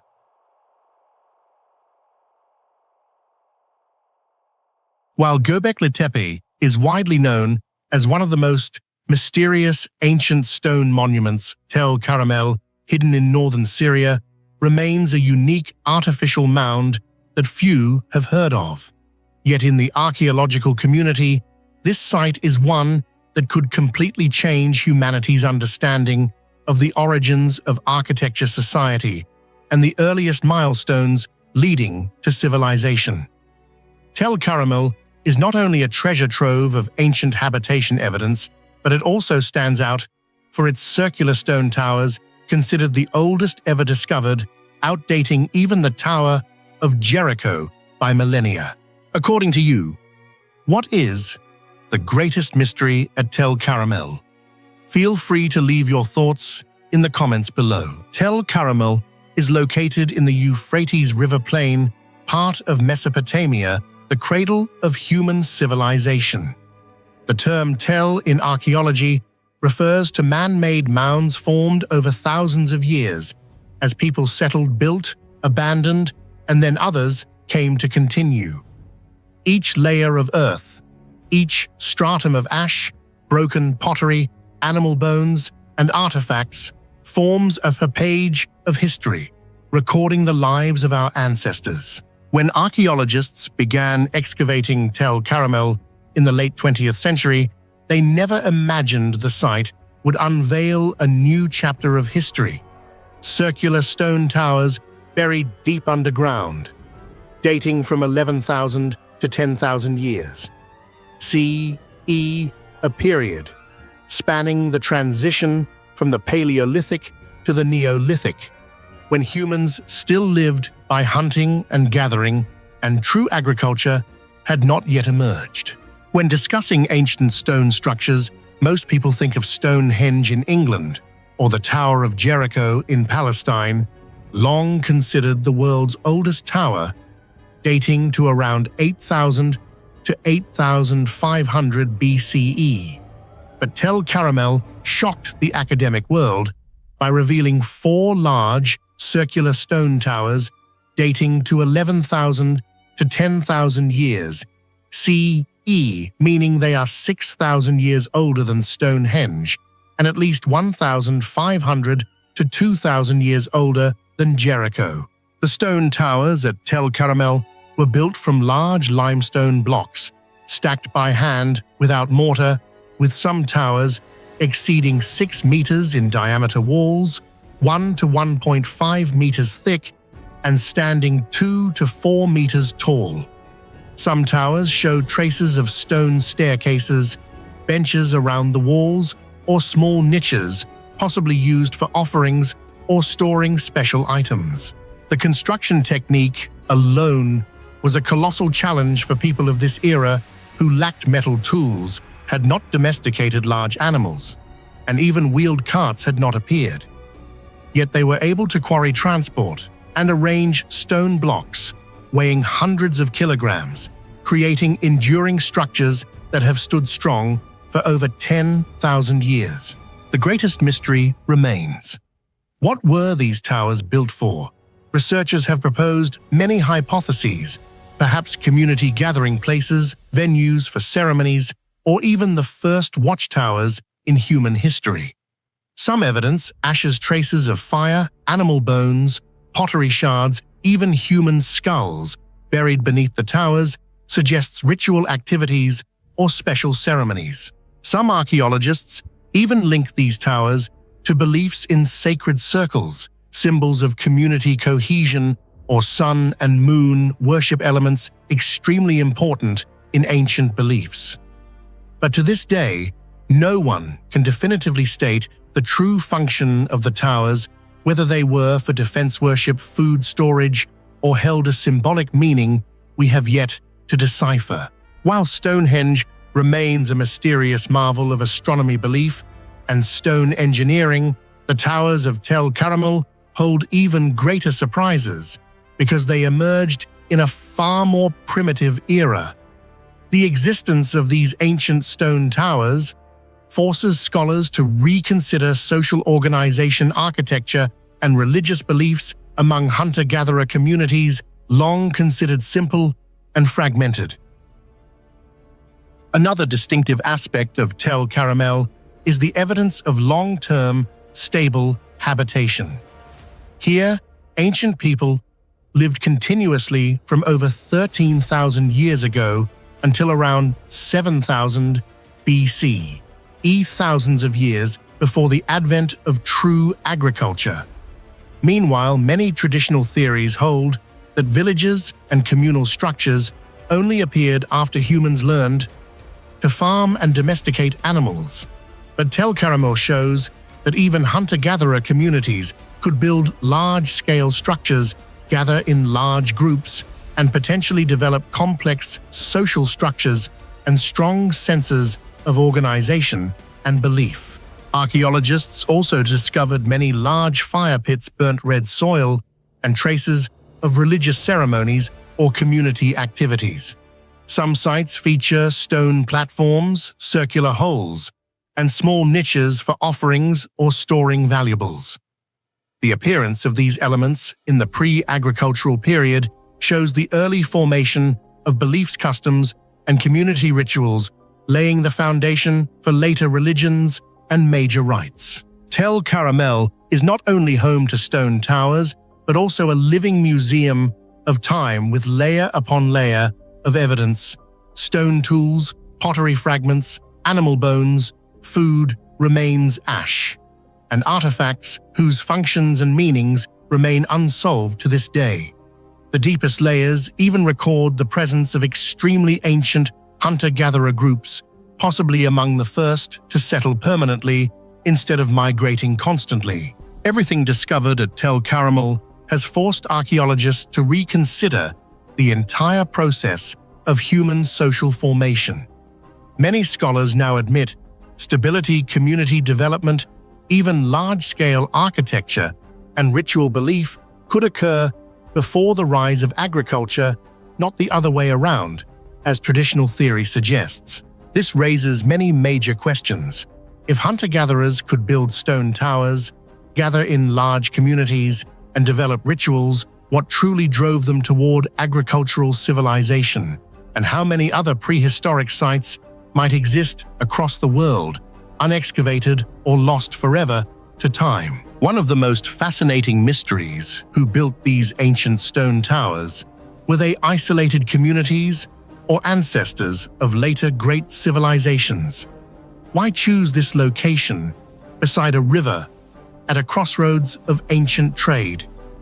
And ultimately, what caused these communities to dissolve and vanish from history, leaving behind structures that defy modern understanding? Perhaps climate change, water sources, or major social upheavals caused the ancient settlers of Tel Caramel to disappear or migrate elsewhere, leaving traces for posterity to study. But the final answer remains a great mystery no one has yet solved. The discoveries at Tel Caramel not only help us better understand the origins of architecture, society, and belief, but also prove that human creativity, community strength, and the drive to build appeared very early, even when we were still hunters and gatherers of prehistory. The stone towers of Tel Caramel are not merely the oldest structures, they are symbols of the birth of community connection, belief, and the will to rise above circumstance to achieve the extraordinary.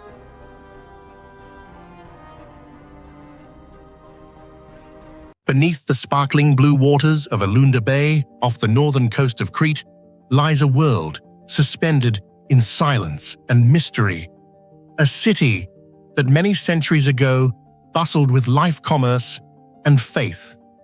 Today, Aulos, once one of the most prosperous ancient cities of Crete, sleeps in a watery grave, its ruins barely visible on calm days when the sun's rays pierce the shallow sea.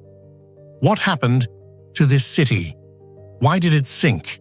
The submerged city of Aulos is not just a marvel for divers and archaeologists.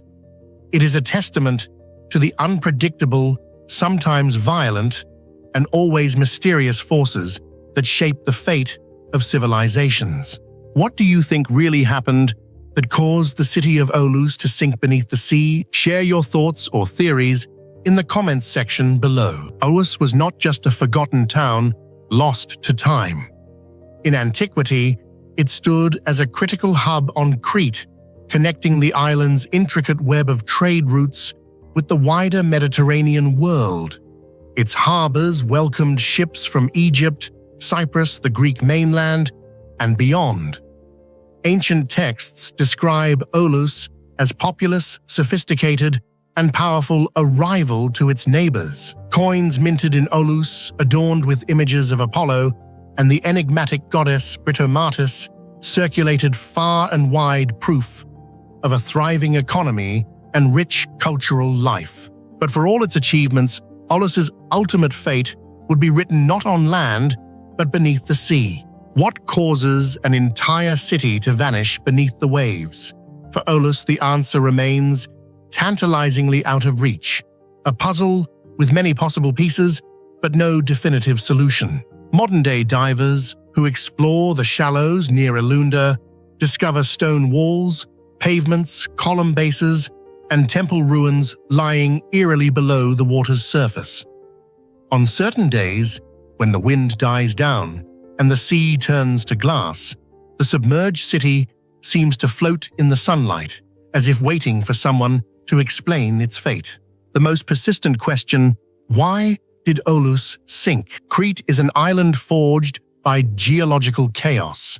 Perched atop the collision zone of the African and Eurasian tectonic plates, it has long been shaken by earthquakes, some of which have altered the coastline dramatically, even in historical times. Many experts suggest that Aulis's submergence may be the result of one or perhaps several catastrophic seismic events.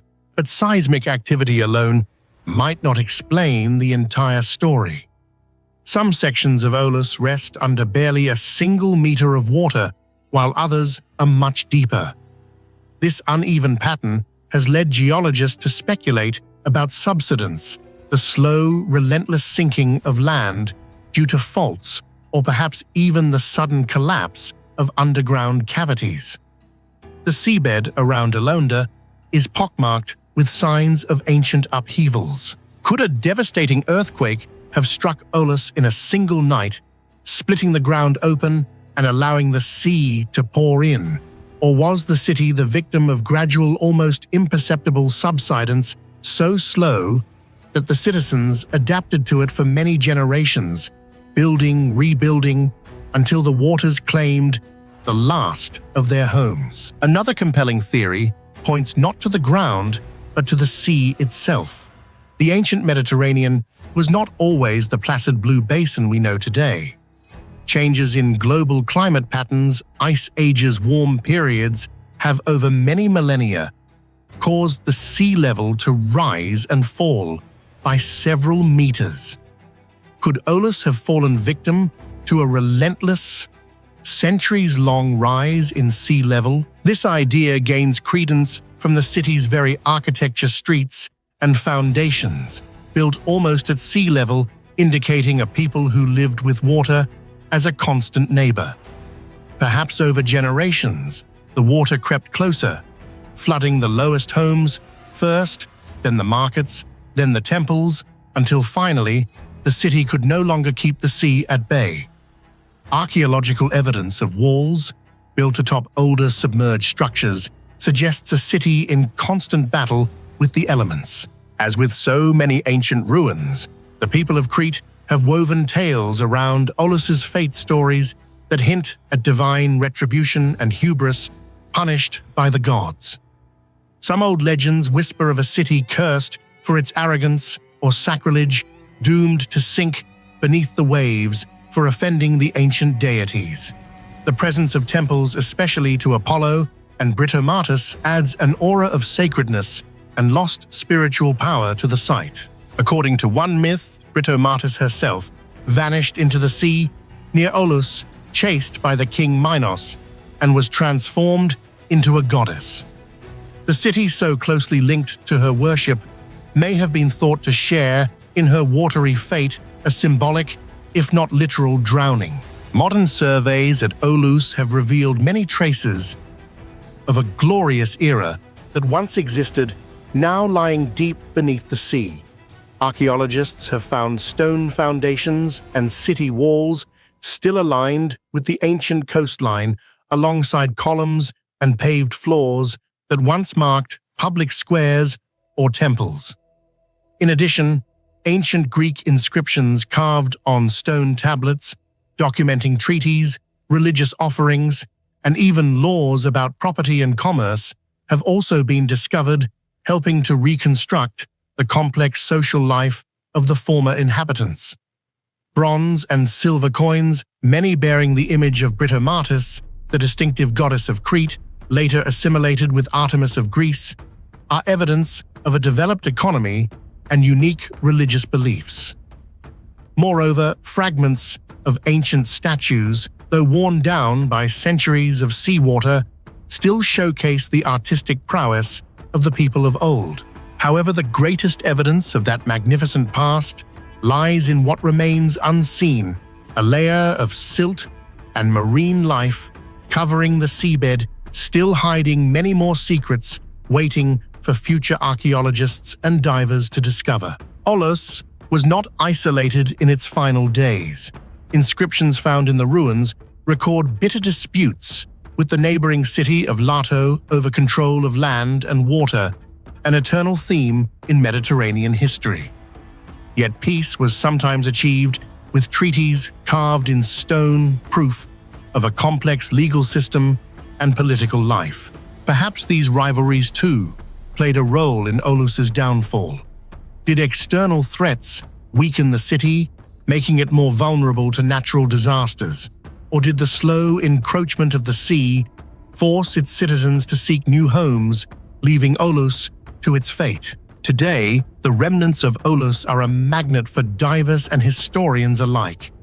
The shallow waters allow even amateur snorkelers to glide over ancient roads and peer into the past.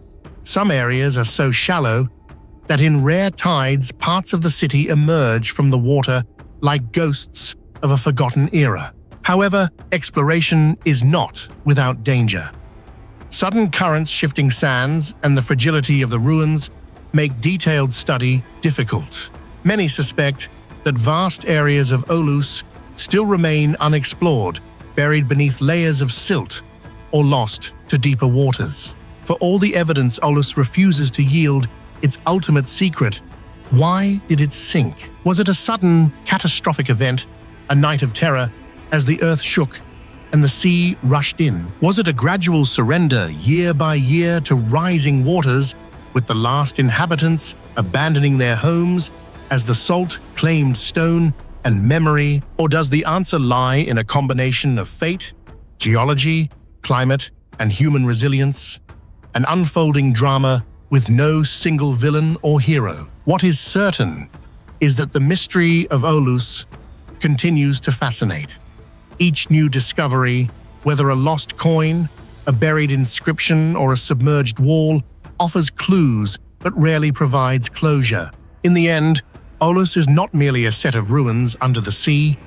It is a reminder of the fragility of human endeavor, of civilizations that rise, flourish, and sometimes vanish with hardly a trace.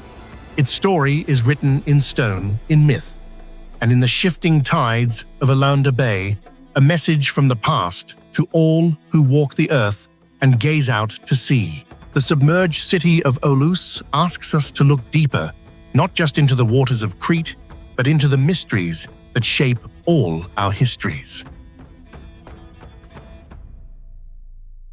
When we talk about the greatest mysteries of pre-Columbian South America, few objects possess the allure and multi-layered enigma of the Golden Raft of El Dorado.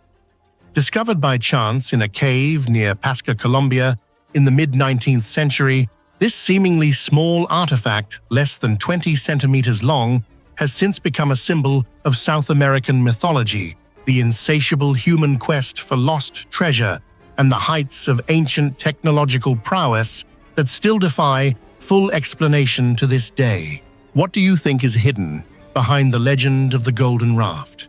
Is it simply a work of art, or could it be the key to even greater mysteries about El Dorado and the Muisca people? Share your thoughts in the comments section below. At first glance, the golden raft is an exquisite miniature sculpture, a raft constructed in gold, carrying a central figure surrounded by 8 attendants. The figures are adorned with intricate ornaments, headdresses, and ritual objects, all rendered with a precision and artistry that is simply astonishing for a civilization with no written script and, as we might assume, a limited metallurgy by modern standards. But beneath its aesthetic beauty lies a narrative tapestry. This object is believed to immortalize the legendary ritual of the Muisca, the initiation of the Zipa, the chieftain who would cover himself in gold dust and make offerings in the sacred lake, a tale that eventually mutated into the myth of El Dorado, the city of gold, sought by generations of conquistadors and adventurers. Yet beyond the legend, the raft itself poses an even greater mystery.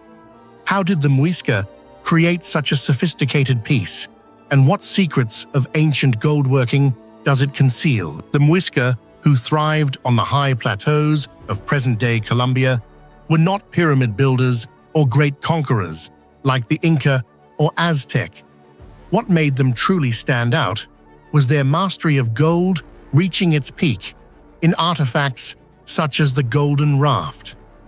This raft was created using the lost wax casting technique, a process in which a model is sculpted from wax covered with clay or another heat-resistant material and then heated so that the wax melts away, leaving a hollow mold into which molten gold is poured. When the mold is broken open, the artisan obtains a perfect gold replica of the original wax model. Modern metallurgists and archaeologists confirm that the golden raft is an outstanding example of lost wax casting at its highest level, but they remain amazed by many seemingly impossible aspects. The complexity of the design means that the raft is not a simple block of gold, but an extremely intricate three-dimensional structure with open spaces, tiny ropes, individual figures, and countless delicate details, all demanding extraordinary skill and meticulous planning, especially since wax is so fragile during the mold-making process. Details such as headdresses, facial expressions, and ceremonial objects are rendered at a miniature scale so small that even modern goldsmiths find it difficult, if not impossible, without advanced tools.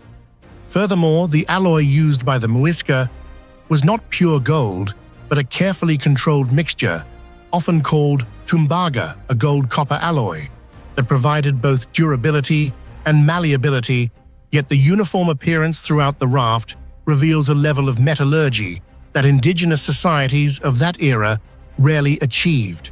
Although the theory behind lost wax casting is fairly well understood, fully recreating the appearance and tactile quality of the golden raft remains an extremely challenging task for modern artisans. Experimental archaeologists have made repeated attempts to replicate the raft using materials and tools similar to those of the ancient Muisca, but have continually failed. The wax used for modeling often melts or deforms when encased in clay, especially with small, thin, and intricate details. When molten metal is poured into the mold, it frequently fails to fill every cavity or creates air bubbles, which destroy the delicate features.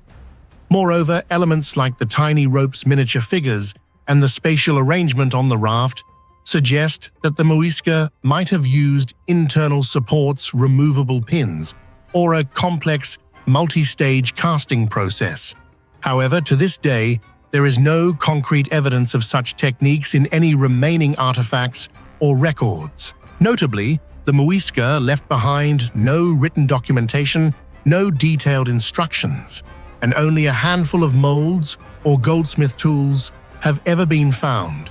This lack of direct evidence has led many to believe that there may have been secret techniques that are now lost knowledge that was once passed down orally or carefully guarded within certain families only to disappear forever after the Muisca culture was erased by Spanish invasion and destruction.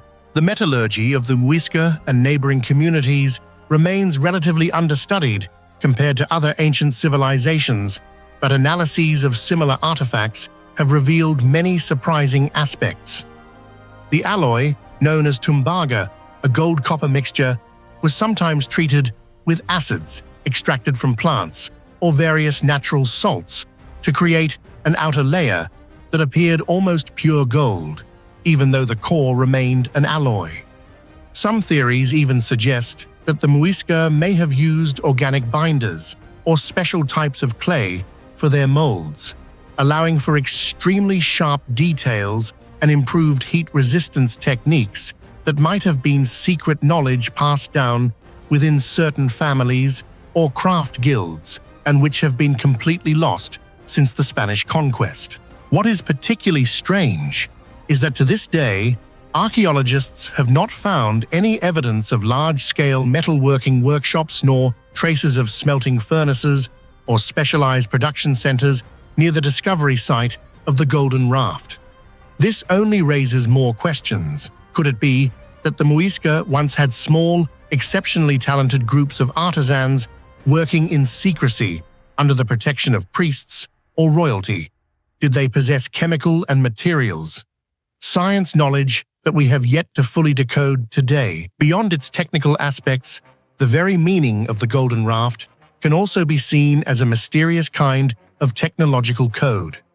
Some researchers believe that the arrangement of the figures, the positioning of ritual objects, and the overall structure of the raft might encode sacred geometric principles or be connected to astronomical references, serving as a kind of visual script that records lost ceremonies, or perhaps even as a secret map leading to the legendary treasure of El Dorado. For example, the central figure's position, flanked on both sides by attendants with distinct characteristics, could represent cosmic order, social hierarchy, or even symbolize the journey to the afterlife. The number and shapes of ritual objects found on the raft might relate to the Muisca's cosmology lunar cycles or hidden sacred lakes. Notably, certain patterns on the raft, when compared with the map of the Muisca heartland, seem to align with lakes' hills or ancient ceremonial centers, giving rise to the hypothesis that a mysterious treasure map may be concealed within the very design of the artifact. Although these theories remain the subject of much academic debate, the existence of the Golden Raft and the mysteries surrounding its creation continue to inspire expeditions, fuel countless books and discussions, and firmly establish its place among the most enduring, unsolved archaeological enigmas. Tragically, the Spanish conquest resulted in the near-total destruction of Muisca goldwork. Countless masterpieces were melted down for bullion, their original forms lost forever. The survival of the Golden Raft is itself a miracle, a precious glimpse into a lost world of technological sophistication and spiritual complexity. Today, the raft is displayed in Bogotá's Museo del Oro, drawing millions of visitors. But for scientists, artists, and mystery seekers, it remains more than a museum piece. It is an active challenge, an unsolved equation, a Rosetta Stone of lost goldsmithing that might one day reveal new truths about human ingenuity and forgotten civilizations. The Golden Raft is not only an endless source of inspiration for archaeologists, but also sparks the creativity of artists, engineers, and storytellers around the world. Many modern goldsmiths repeatedly fail in their attempts to recreate the exquisite intricacy and complexity of this ancient artifact, while engineers are fascinated by studying its structure in hopes of deciphering the secrets of material technology once possessed by the ancients. At the same time, writers and filmmakers have brought the story of the Golden Raft to life through countless adventure works, tales of lost cities and forbidden or hidden knowledge. Yet on a deeper level, the raft serves as a reminder of all that humanity has lost, a technology that was by no means primitive and in some respects even surpassed its own era. In the pursuit of gold, the real treasure the raft has left behind is knowledge, a vast part of which has faded away with the passage of time. The legend of El Dorado drove countless people to search for treasure, yet the true prize, the golden raft, remains an enigma that continues to challenge future generations. It forces us to ask what technology and metallurgical knowledge allowed the Muisca to create such a masterpiece. With every new study and every attempt at reconstruction, the mystery only deepens. Perhaps the raft's greatest significance lies not in its material value, but in its power to awaken human curiosity and inspire creativity across the ages. If you stand atop Arun Bird at dawn, with the cold wind sweeping down from the Ararat Range and brushing past the moss-covered basalt walls, you can almost feel the breath of thousands of years of history lingering here. Erebuni is not just an ancient fortress, it is a symbol of unsolved mysteries who truly chose this spot to build the heart of the Urartu kingdom. What happened in those final days before Erebuni was swallowed by the shadows of history? Today, in the modern rhythm of Yerevan, Erebuni still stands in silence as a gateway to a distant past, where memory, legend, and truth intertwine, waiting for someone to unravel its secrets. What do you think caused the sudden fall of Erebuni? Was it invasion, disaster, or something else entirely? Share your theories in the comments. Erebuni's story begins with ambition. The kingdom of Urartu was at the height of its power in the 8th century, before Common Era, locked in a struggle for dominance with the mighty Assyrians to the south. King Argishti, seeking to secure his northern frontier and assert control over the resource-rich Ararat Plain, commanded the construction of a fortress unlike any before it. Erebuni's strategic location, its elevated, easily defensible perch, and its panoramic view of vital trade routes made it the crown jewel in Urartu's network of citadels. Massive basalt walls, some over 12 meters thick, encircled the complex, enclosing ceremonial halls, royal quarters, storerooms, temples, and administrative buildings. Inside, brilliant wall paintings, still vivid after nearly 3,000 years, depicted gods, mythic animals, and courtly rituals. The fortress was not merely a military outpost, it was a symbol of Urartian sophistication, authority, and above all, permanence. For centuries, Erebuni flourished as a vital hub in Urartu's realm. The archaeological evidence, vast granaries, immense wine cellars, sophisticated water management systems, testifies to a city both wealthy and technologically advanced for its time. The population comprised military officers, artisans, scribes, priests, and their families. Here, the Urartians developed unique religious practices, worshipping gods such as Kaldite Sheba and Shivini in temples richly adorned with murals and inscriptions. Trade thrived. Erebuni became a melting pot of cultures, linking the civilizations of Anatolia, Mesopotamia, the Iranian plateau, and beyond. Artifacts unearthed at the site, Assyrian bronze, local pottery, imported obsidian paint, a picture of cosmopolitan vibrancy. Life in Erebuni was by ancient standards secure and prosperous. But history, as so often, is written not only in glory, but in loss. Sometime in the early 6th century, before Common Era, the heart of Urartu, including its great fortress, Erebuni, was stilled. The reasons for this sudden collapse remain one of the greatest riddles of the ancient world. What happened to Erebuni? The chronicles of neighboring civilizations offer only tantalizing hints. Did Erebuni fall to the invading Medes who swept across the region, toppling Urartu's strongholds and scattering its people? Or was the demise of Erebuni triggered by internal strife, succession crises, or economic collapse? Some scholars suggest a combination external assaults that struck at a kingdom already weakened from within. What is most striking is the speed of the fall. Archaeological strata at Erebuni show abrupt abandonment rooms, left unfinished storerooms still holding remnants of wine and grain, luxury objects discarded as if in haste. There are no clear signs of catastrophic destruction by fire or warfare in some layers, suggesting that for some inhabitants, departure was swift, but not always violently forced. Climate change is also a suspect. Drought shifts in river patterns and resource depletion could have undermined the delicate balance sustaining Erebuni's agricultural heartland. But the evidence is far from conclusive. Disease migration or the breakdown of central authority might also have played a role.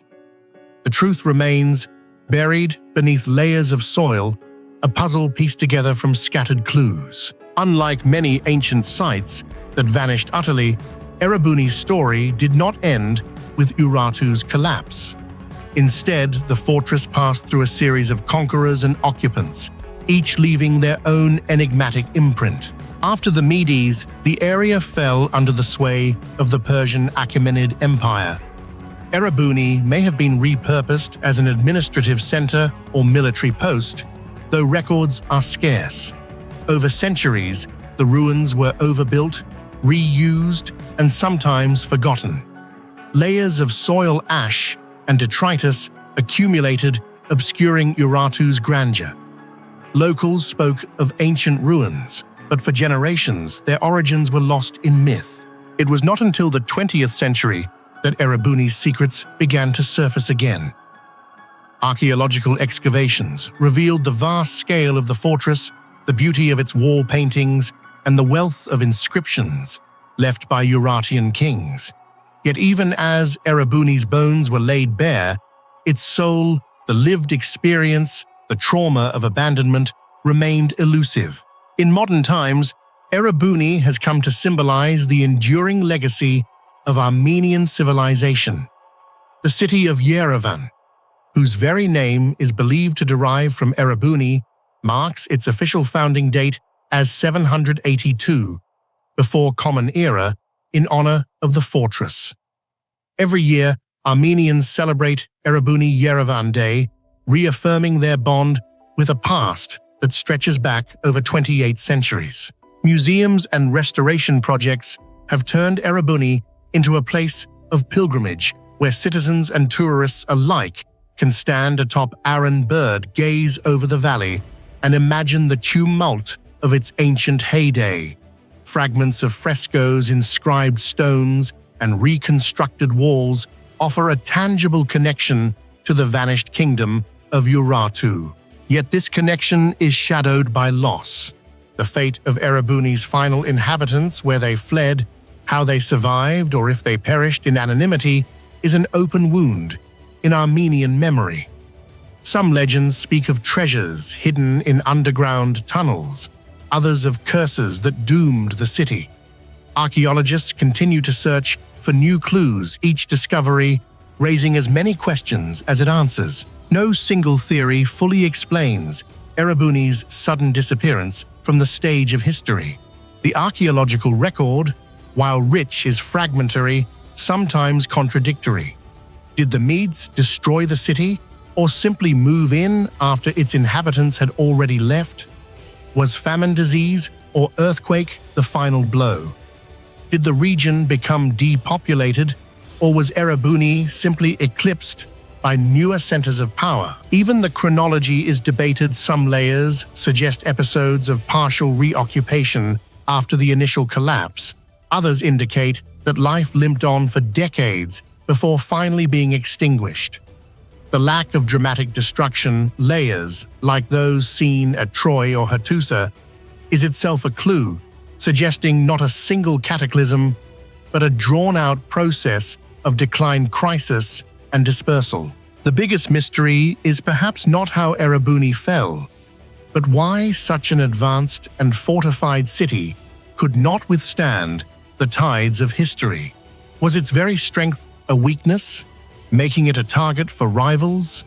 Or did changes in trade environment and political networks make Erebuni's position obsolete? Today, Erebuni's ruins are carefully tended open to scholars and visitors from around the world. But for all that has been uncovered, much remains: hidden rooms, unexplored artifacts, yet to be catalogued, and above all, stories left untold.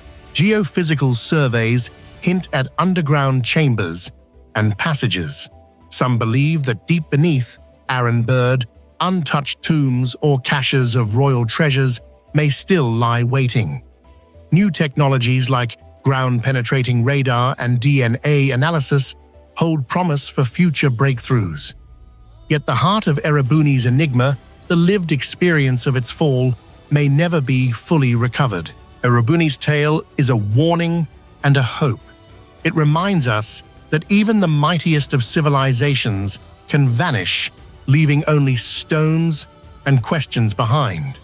But it also proves that memory, though buried, can be resurrected, that the past, though mysterious, is never truly lost. In the end, the fortress of Erebuni stands as both monument and mystery, a testament to the heights of Urartian ambition and ingenuity, a symbol of Armenian endurance and identity, and a riddle that continues to challenge, inspire, and humble all who seek to understand the shifting tides of history.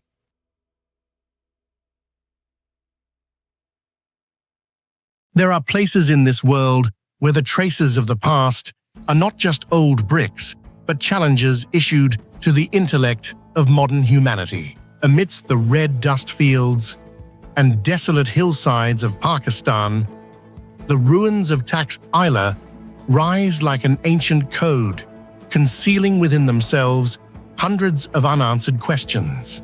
This was once the crossroads of empires, a meeting point of creative ambition and of construction techniques so incredible that even today, archaeologists, architects, and materials scientists are unable to fully explain them. Can a vanished civilization truly leave behind monumental works enduring for thousands of years, built with nothing but hands, intellect, and lost technical secrets? Taxila is the place to begin the search for an answer to that question. What do you think allowed ancient people to build wonders like Taxila might? There be secrets buried beneath the ground that could astonish humanity once more. Share your thoughts in the comments below. More than 2,000 years ago, Taxila was the center of all four great civilizations: India, Persia, Greece, and Central Asia. Not only was it a vital commercial hub, but also a melting pot for ideas, arts, religions, and especially a laboratory for strange architectural and technological advances that even today remain largely unexplained. Massive stupas, stone monasteries, meticulously paved streets underground, aqueducts running several meters deep, and gigantic layered stone walls, all of these emerged as a technical complex that surpassed its own era. It is no coincidence that the main archaeological sites of Taxila, such as Dharmarajika, Stupa Jaulian Monastery, and Sirkap City, have become the subjects of hundreds of theses on architecture and technology around the world. The construction artistry here is clearly reflected in the massive cyclopean stone walls laid side by side without the use of mortar, similar to the techniques of the Mycenaeans in Greece or the ancient fortresses of Europe. Each stone block, weighing several tons, was cut with extraordinary precision and fitted together so tightly that not even a blade could slip between them. This very fact has raised many major questions. What kinds of tools did the ancient people of Taxila use? How did they transport and assemble these stone blocks? Was it purely by human strength, or did they have the help of some mysterious machinery? the marvels do not stop there. Hidden beneath the monasteries and ancient streets are intricately designed underground water channels, reservoirs, wells, and filtration tanks that both provided water for residents and helped preserve the structures above ground. Some of these water channels even operated using the siphon principle, a technology thought to have only become widespread during Roman times. Additionally, the perfectly straight and square stone and brick-paved roads of Sirkap city further demonstrate the astonishing level of planning and construction achieved by the ancients. The streets were arranged in a chessboard pattern, every intersection forming a perfect right angle, and each district possessed its own separate drainage system. To maintain the smooth functioning of the entire city for centuries, the builders of Taxila must have possessed organizational surveying and construction skills that far surpassed the conventional knowledge we have today. Many architectural structures in Taxila remain a major mystery, challenging even modern scientists. Some towers here feature cylindrical forms and are built with multiple levels, very different from traditional Buddhist stupas. They often have narrow entrances, and inside are cramped spiral staircases leading to the top. Numerous theories have been proposed, such as these being storage places for valuable items, astronomical observation stations, or even secret ritual chambers, but so far, none of these have been definitively proven.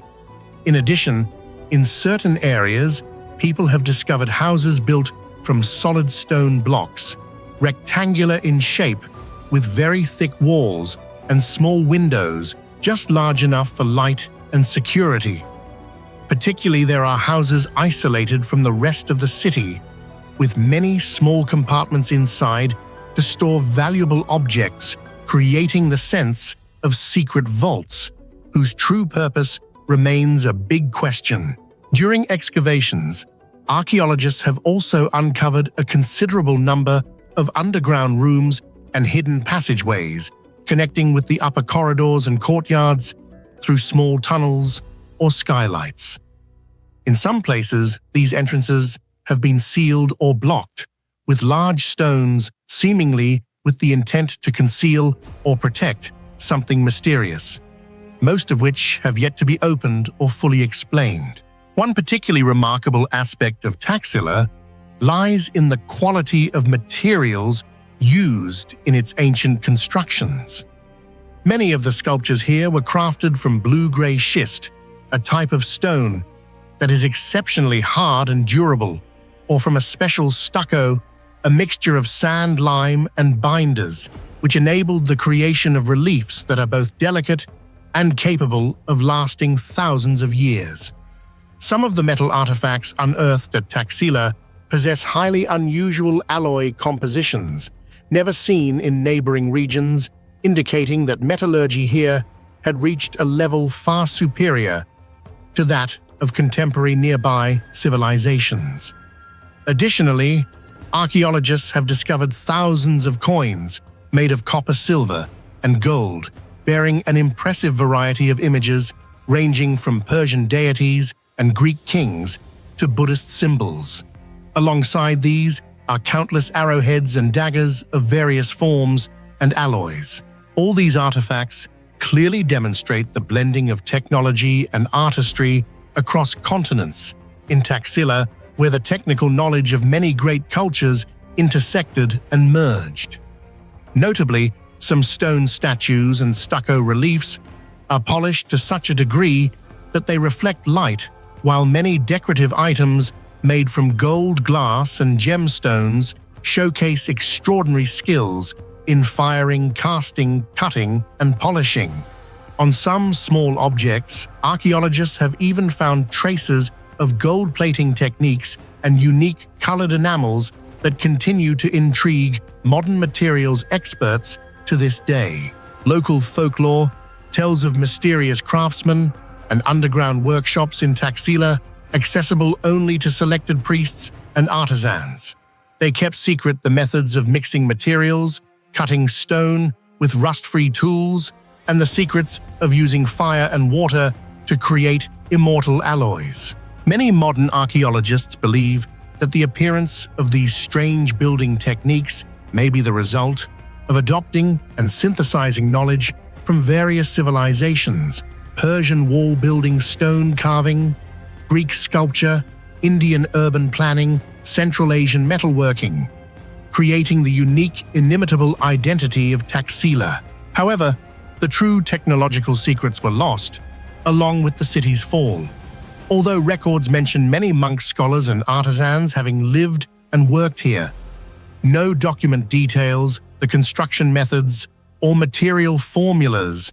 All that remains are oral traditions or conjectures. Quite a few areas in Taxila still sleep beneath layers of earth or have been uncovered but not deciphered. Some entrances are blocked by huge stones, as if deliberately preventing access.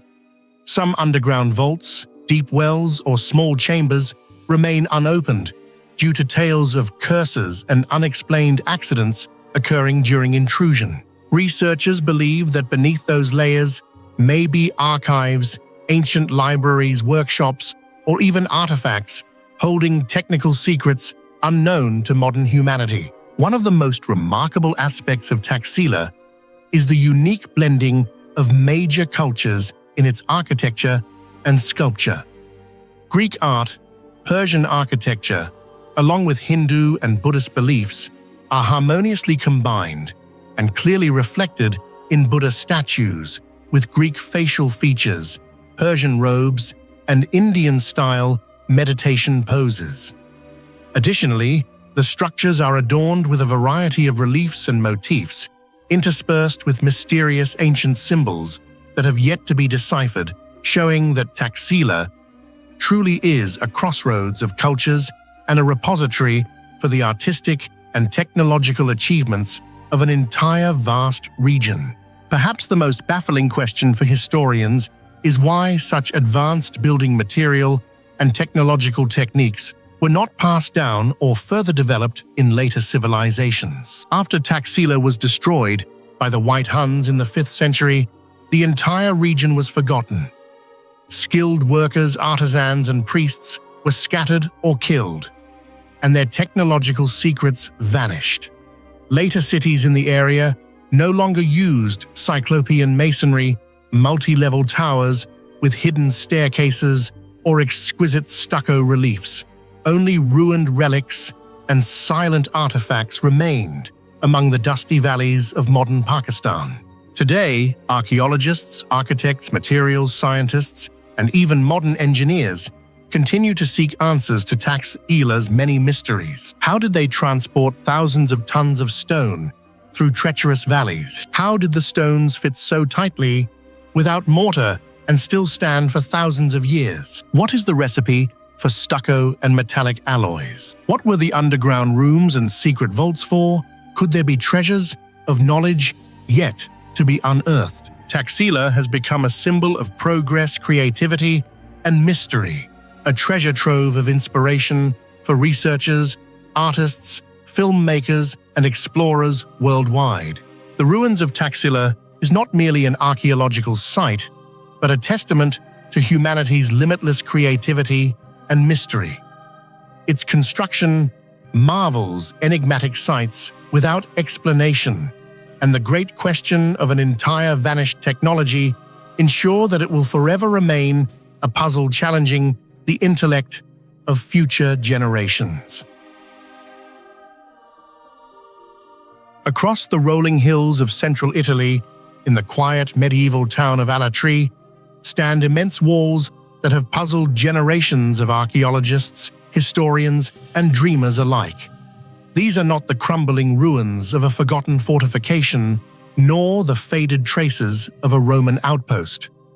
They are the cyclopean walls of Alatri, towering perfectly fitted blocks of stone, some weighing dozens of tons, arranged without mortar, rising defiantly against the passage of time. Yet perhaps the greatest mystery of Alatri is not merely the audacity of its construction, but the ghostly silence that surrounds its origins. Who built these walls? When were they built? And why have the answers eluded us for so long? Who do you think really built these magnificent walls? In your opinion, what knowledge or techniques could have helped ancient people accomplish such impossible feats? Could there be a mysterious lost civilization behind these structures that we have never known about? Share your thoughts in the comments below. To the untrained eye, the Alatri Acropolis resembles a massive stone puzzle, polygonal blocks interlocked so tightly that not even a blade of grass can pierce their seams. The citadel sits on the highest point of town, its walls forming a near-perfect hexagon, capped with imposing gates like the monumental Porta Maggiore. These stones, weathered by millennia, radiate a silent power, a stubborn testament to the unknown hands that shaped them. But unlike the famed Colosseum or the Pantheon in Rome, whose architects are celebrated in history books, the Cyclopean walls offer no such clarity. No inscription, no record, no legend with names and dates. They simply exist as if conjured from the earth itself, defying every attempt to anchor them firmly in the flow of human history. This uncertainty has fueled centuries of speculation. Roman writers, medieval chroniclers, Renaissance scholars, and modern archaeologists have all tried and failed to uncover the truth. Some of the earliest attempts to date the walls attributed them to the Romans' masters of stone and concrete. Yet the techniques on display in Alatri, the use of gigantic polygonal stones meticulously joined without mortar, are foreign to standard Roman engineering, which favored brickwork, concrete, and regular stone blocks. The Etruscans, another mighty pre-Roman people, built impressive tombs and cities, but nothing quite like this. Local legends, echoing across the centuries, whispered that the walls were built by the Pelasgians, an enigmatic people mentioned by ancient Greek authors as precursors to classical civilizations. Some stories even invoke the Cyclopes of myth, one-eyed giants with superhuman strength, capable of moving earth and stone with ease. But are these just fables to explain what seems impossible by human hands, or echoes of a memory too old for any written language? Modern archaeological approaches have tried to narrow down the dates using typology and comparative analysis. Many experts now believe the walls predate the Roman era by centuries, perhaps reaching as far back as the 8th or even 9th century before Christ. But here, the evidence grows thin. No tools, no graves, no artifacts embedded in the foundations. Nothing to pinpoint the construction to a known culture or specific time. The walls could be the work of a lost Italic tribe, or even a yet unknown people whose name is dust on the wind. Adding to the puzzle is the incredible geometric layout of the Acropolis. The walls form a near-perfect hexagon, with gates and angles that some believe align with celestial events or cardinal points. Was this merely practical fortification, or did the builders possess a forgotten knowledge of astronomy, geometry, and sacred landscape design? Some researchers note similarities to megalithic sites elsewhere, such as Mycenae in Greece or even Sacsayhuaman in Peru, suggesting the possibility of a pan-Mediterranean tradition of Cyclopean building. But the link remains circumstantial, and the builders remain nameless. If the mystery of who built Alatri is confounding, so too are the methods they employed. Some of the individual stones in the walls weigh well over 20 tons. They were quarried, transported, and shaped with such accuracy that the joints are almost seamless. There is no mortar or cement, just the patient, relentless art of stone cutting. Modern engineers still debate how this could be achieved without advanced tools. Levers, ramps, wooden scaffolds, perhaps even ancient machines lost to history. The theories abound, but none satisfy completely. The grandest gate, Porta Maggiore showcases a cyclopean corbel, arch the largest of its kind in Italy, crowned by a single capstone, weighing an estimated 27 tons and standing 5 meters above ground. How was such a massive stone lifted and set with such precision? Even with today's technology, the feat would be daunting. For an unknown people over 2,500 years ago, it borders on miraculous. Within the Acropolis and beneath its stones, archaeologists have discovered small chambers, narrow corridors, and mysterious niches. Some may have served as storage shelters or places of ritual. Others remain unexplored, their original purpose lost in the shifting sands of time. A few stones are marked with enigmatic symbols, triangles, sunbursts, abstract patterns. What stories do they tell? Are they signatures of a forgotten culture, astronomical markers, or simple decoration? In Alatri and other towns with cyclopean walls, locals have passed down many mysterious tales to explain the origins of these structures. Some believe that the giant stones were placed in a single night by giants or gods, or are the handiwork of legendary cyclopes with extraordinary strength. Modern theories suggest that ancient astronomers may have built the fortress as a kind of astronomical calendar or a temple aligned with the stars. Whether through legend or scientific speculation, all these stories reflect deep respect and awe for the mystery and scale of the construction, so much so that even the Romans, upon conquering the area, never claimed to have built it themselves. The cyclopean walls of Alatri are not unique in Italy, but they stand among the best preserved and most striking. Other polygonal walls dot the region Segni Norba Ferentino, each with its own unsolved history. Beyond Italy, similar techniques appear at Mycenae and Tiryns in Greece, at Hattusa in Turkey, and most intriguingly, in the Andes of Peru. How did this style spread? Was it invention by necessity, or the echo of a once-shared architectural tradition that has since faded? Some fringe theorists even propose contact across oceans, though mainstream science finds no supporting evidence. The similarities may speak more to the universality of human ingenuity and the universal impulse to shape stone into symbols of power and permanence. Over centuries of research, the cyclopean walls of Alatri have continued to keep their secrets.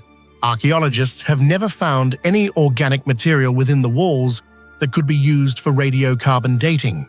There are no traces of the builders, no inscriptions, no documents, not a single mark found on the stones or in nearby tombs. Not even tools or construction debris have been identified as belonging to this fortress. All we have are ancient stones, silent, enduring, and enigmatic.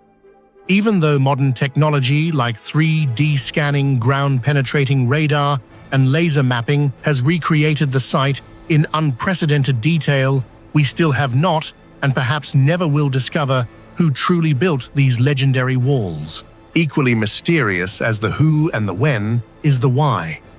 Was the Acropolis of Alatri purely defensive, a fortress against invaders? Was it a sacred site, a temple to forgotten gods? Did its geometry and alignment reflect a lost cosmology, encoding the rhythms of the sun and stars in stone? We may never know. But in a way, that's the enduring magic of Alatri. It stands as a question in stone, inviting every generation to look, to wonder, and to imagine. The cyclopean walls of Alatri are more than ancient ruins. They are a riddle, a challenge, and an invitation to humility. They remind us that for all our modern science, there are truths still buried in the past, stories still hidden behind silent stones. Who built the walls? When did they labor under sun and star, fitting block to block, shaping the Acropolis that still stands today? We may never have a final answer. But perhaps the truest legacy of Alatri is this enduring sense of wonder, the realization that even in an age of information, some mysteries remain, asking us not just to know, but to marvel.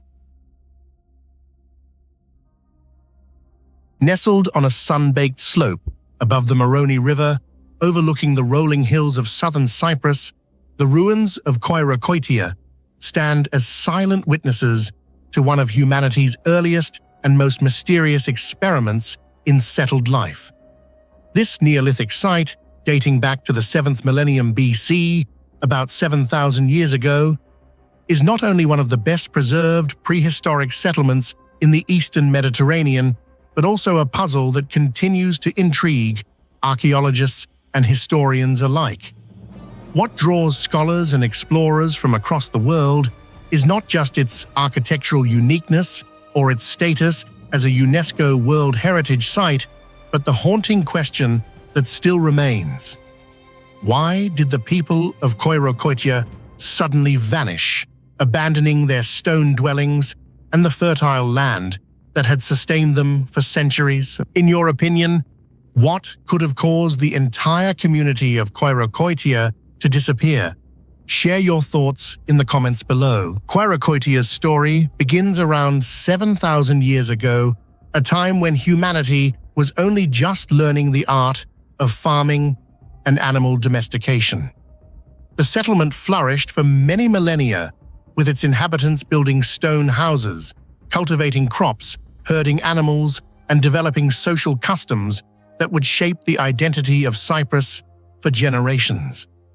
The archaeological remains, thick-walled circular dwellings, communal fortifications, tombs beneath the floorboards offer a rare and detailed glimpse into the dawn of village life. Walking among the reconstructed round houses today, one can almost hear the echoes of ancient Cypriots, the rhythmic pounding of grain, the chatter of families, the quiet rituals performed to honor the dead. The architectural layout clusters of circular homes, encased in a massive stone wall, suggests a society highly organized and acutely aware of its own security and cohesion. Unlike many contemporary settlements in the Near East or Anatolia, Koirokoitia's inhabitants favored circular stone houses, some measuring up to 9 meters in diameter, with thick limestone walls and flat roofs. This distinctive form, seemingly resistant to external influences, remains a topic of debate among scholars. Was it an adaptation to the local environment, a reflection of social structure, or did it hold deeper symbolic meaning? The houses were built in clusters, separated by narrow alleys, forming a dense, labyrinthine village enclosed within a substantial stone perimeter wall. Such an arrangement hints at communal identity and the need for protection, but protection from whom or from what? The people of Koirokoitia were among the first in the region to fully embrace the Neolithic lifestyle. They cultivated wheat, barley, lentils, and peas, and raised sheep, goats, pigs, and dogs. Animal bones and plant remains show a transition from wild hunting to systematic farming and animal husbandry, a revolution that would transform human society across the globe. Their tools, made of stone and bone, display remarkable craftsmanship, and a few rare ornaments suggest personal adornment and possibly social differentiation. What is particularly striking about Koirokoitia, however, is the presence of burial sites under the floors of the homes. Unlike later Cypriot or mainland Greek settlements, the inhabitants often buried their dead right beneath the spaces where the living continued to dwell, sleep, and eat. These interments, sometimes in small groups, sometimes as single burials, sometimes with grave goods, and sometimes without, suggest complex beliefs about ancestry, spirituality, and perhaps a desire to keep family close, even in death. In a few cases, skulls appear to have been removed or treated separately, raising questions about ancestor veneration or ritual practices that may never be fully understood. Surrounding the settlement is a substantial stone wall, one of the earliest known fortifications in the Mediterranean. This wall, in some places over 2 meters thick, speaks to a collective concern for safety. But from what were the people of Koirokotia protecting themselves, there is little evidence of large-scale conflict or external invasion on the island during this period. Some have argued the wall was more a symbol of community identity than a response to actual threats. Others suggest it might have served to keep out wild animals, mark social boundaries, or control access to resources such as water or farmland. Inside these stone boundaries, daily life revolved around agriculture, communal activity, and ritual. The tools grinding stones, storage pits, and animal pens unearthed by archaeologists paint a picture of a society that, while lacking grand temples or palaces, was rich in routine and tradition. Their world was bounded by cycles of planting and harvest, birth and death, and a close relationship with their ancestors who quite literally rested beneath their feet. But it is in the unanswered questions that Koirokotia truly fascinates. Why the persistent use of circular architecture? Was their society strictly egalitarian, or did the differences in house size and grave goods point to emerging social hierarchies? Why the complex burial customs, and what did the removal or modification of skulls signify? Above all, why did such a vibrant, enduring community simply cease to exist? This is the central enigma of Koirokotia, its sudden abandonment after centuries of continuous habitation. Sometime toward the end of the 6th millennium BC, the inhabitants left the settlement. The site was not gradually depopulated, nor was it destroyed by fire or violence.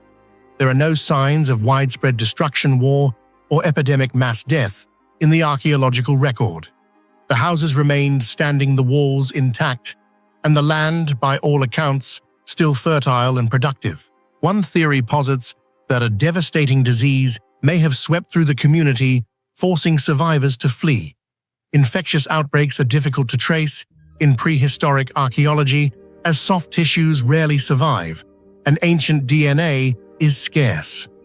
However, if a plague had struck, one might expect to find hurried burials or mass graves, neither of which are evident at Koirokotia. The evidence is ambiguous, and so the disease hypothesis remains possible but unproven. Another explanation suggests that environmental factors played a decisive role. Could climate change, drought, shifts in rainfall patterns, or a drop in local water tables have made the settlement unsustainable? Soil samples and botanical remains do not reveal clear signs of catastrophic change, but a slow degradation of resources such as deforestation or soil exhaustion might have pushed the community to seek new lands. Perhaps over generations, fields lost their fertility, or streams dried up, prompting a collective decision to move on. Yet the landscape around Koirokotia appears to have remained suitable for farming, and later communities resettled the region centuries afterward. Communities, especially those growing in size and complexity, are vulnerable to social tensions over leadership, land resources, or ideology. Did disputes arise among the families or clans of Koirokotia? Was there a schism, a loss of faith in traditions, or some other form of social breakdown? Archaeological evidence does not reveal violent destruction, but subtle signs like changing burial customs or house arrangements might hint at shifting social dynamics. Still, there is no conclusive proof that social strife alone caused the abandonment. Some researchers have speculated about pressure from new arrivals, people migrating from the Near East or Anatolia, bringing new technologies, crops, or animals. Such a wave of migration could have made the existing community's way of life obsolete, or the newcomers might have displaced or absorbed the local population. Yet again, there is no archaeological evidence of conflict, burned layers, or foreign weaponry. The transition appears too peaceful for conquest. Another, more speculative theory is that the community left for religious or symbolic reasons. Perhaps a change in spiritual beliefs, a sense of closing a cycle, or a perceived need to relocate sacred ancestors prompted a collective migration. The unusual custom of burying the dead beneath the home could have led to a point where the settlement was full, both literally and metaphorically, of ancestors, requiring the living to seek new ground. Alternatively, a significant event, an omen, a disaster, or a prophecy could have motivated a mass exodus. Perhaps the abandonment was less a singular event and more a slow process.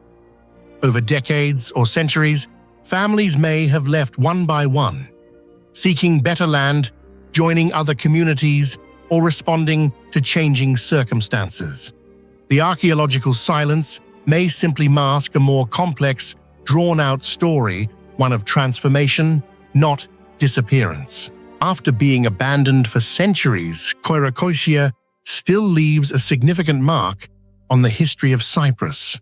Although new communities later built villages on the same land, Koirakotia's unique culture was not preserved, and the cause of this discontinuity remains a mystery. Koirakotia marks an important transition from hunting and gathering to settled agriculture, serving as evidence for the emergence of the island's first complex community. These ruins remind us that even the most advanced societies can disappear due to forces beyond their control. Today, Koirakotia is not just an archaeological site, but also a symbol of humanity's biggest questions. Why did such a thriving community vanish? Despite many modern studies, the mystery remains unsolved, continuing to spark curiosity and debate to this day.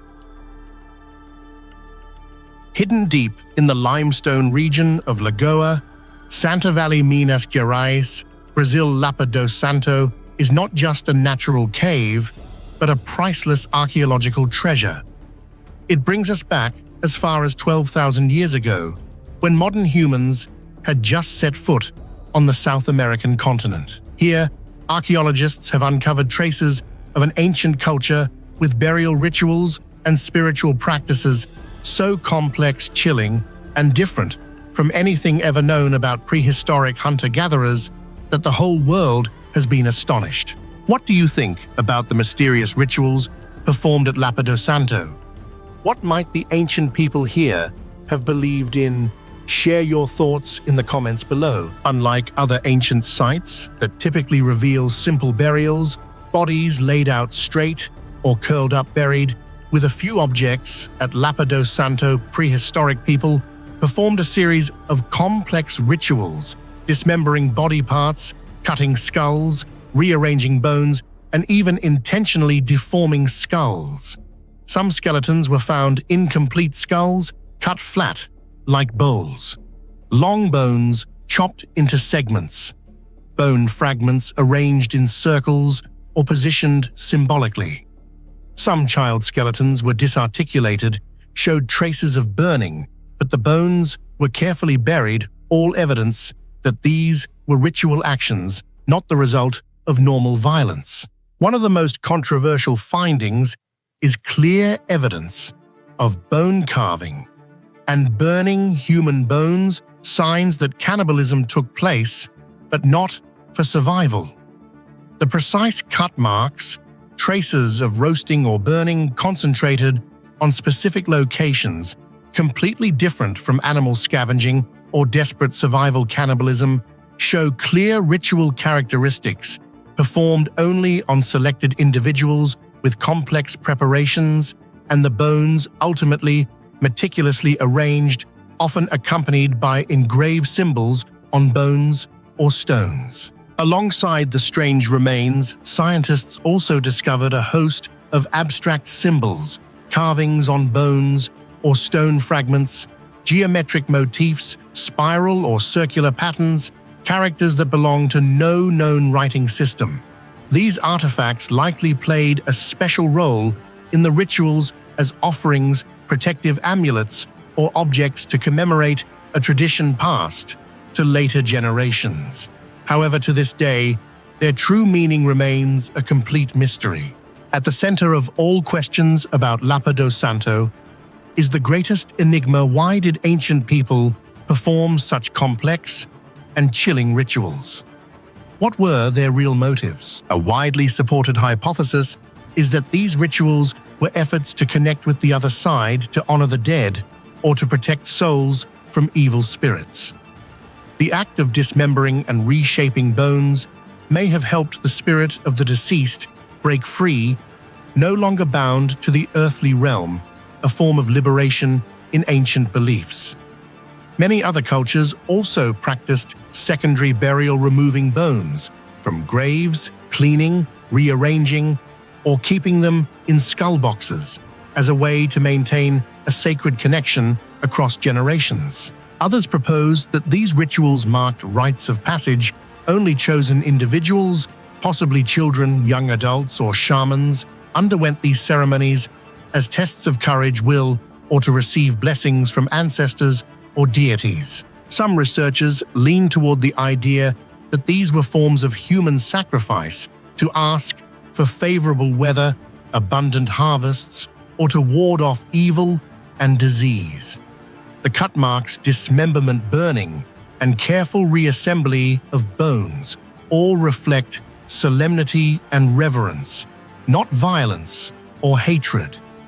But the real mystery is there is no clear evidence of any fixed mythology or religious iconography. Everything appears highly local, possibly a unique belief system belonging to a small community. The evidence of cannibalism at Lapa do Santo makes many people think of times of famine when people had to eat each other to survive. However, most evidence here points to ritual contexts. Victims were selectively chosen, all steps performed with extreme care. In many cases, only a small part of the body was removed, and the rest was respectfully reburied. So was this a form of sacred consumption, to absorb the strength, spirit, or knowledge of the deceased? For the community, conducting such complex rituals required the presiding person to possess great knowledge, skill, and authority. Thus, this may be evidence for the rise of a shamanic class, serving as spiritual leaders, shaping beliefs, and maintaining social order. Those selected to perform rituals or become sacrifices may have been elite members, or perhaps this was a way to remove disruptive individuals. All of this is speculation, as there is no direct evidence of individuals' roles in Lapa do Santo society. Ultimately, perhaps all attempts by modern science to decipher these mysteries are powerless against the complexity of ancient human psychology. The rituals of Lapa do Santo may have sprung from fear of wandering souls, of being haunted of nature's wrath, or simply from a deep belief in a spiritual world we have never experienced. Not only does it raise major questions about belief, religion, and social psychology, but the discoveries at Lapa do Santo also help scientists study the evolution of abstract thought, ritual creativity, and the cultural diversity of prehistoric South Americans. By comparing Lapa do Santo's rituals to similar sites in Europe, Asia, and Africa, researchers realized that the awareness of life and death, of the soul, and the role of ritual in communities is an instinct inherent to humanity, regardless of space-time or ethnicity. More than a century since the cave's discovery, hundreds of papers, conferences, and documentaries have been produced, yet the questions surrounding Lapa do Santo seem to be only just beginning. Each new discovery opens up even more mysteries. Who decided to carry out rituals on certain individuals? What truly motivated these chilling acts? Was this a unique ritual of a small group, or a practice common throughout ancient South America? Could there have been sacred laws, now forever lost, leaving only material traces, while their meanings have vanished into oblivion. The Lapa de Santo rituals are like a portal to the mysterious spiritual world of the ancients, where every modern scientific guess stands before the wall of primordial profound belief. Whether their real purpose was to honor ancestors, mark initiation, offer sacrifice, affirm power, or simply a vague fear of human beings in the face of nature's unpredictability, all reflect the yearning to transcend death, conquer fear, and search for the meaning of existence.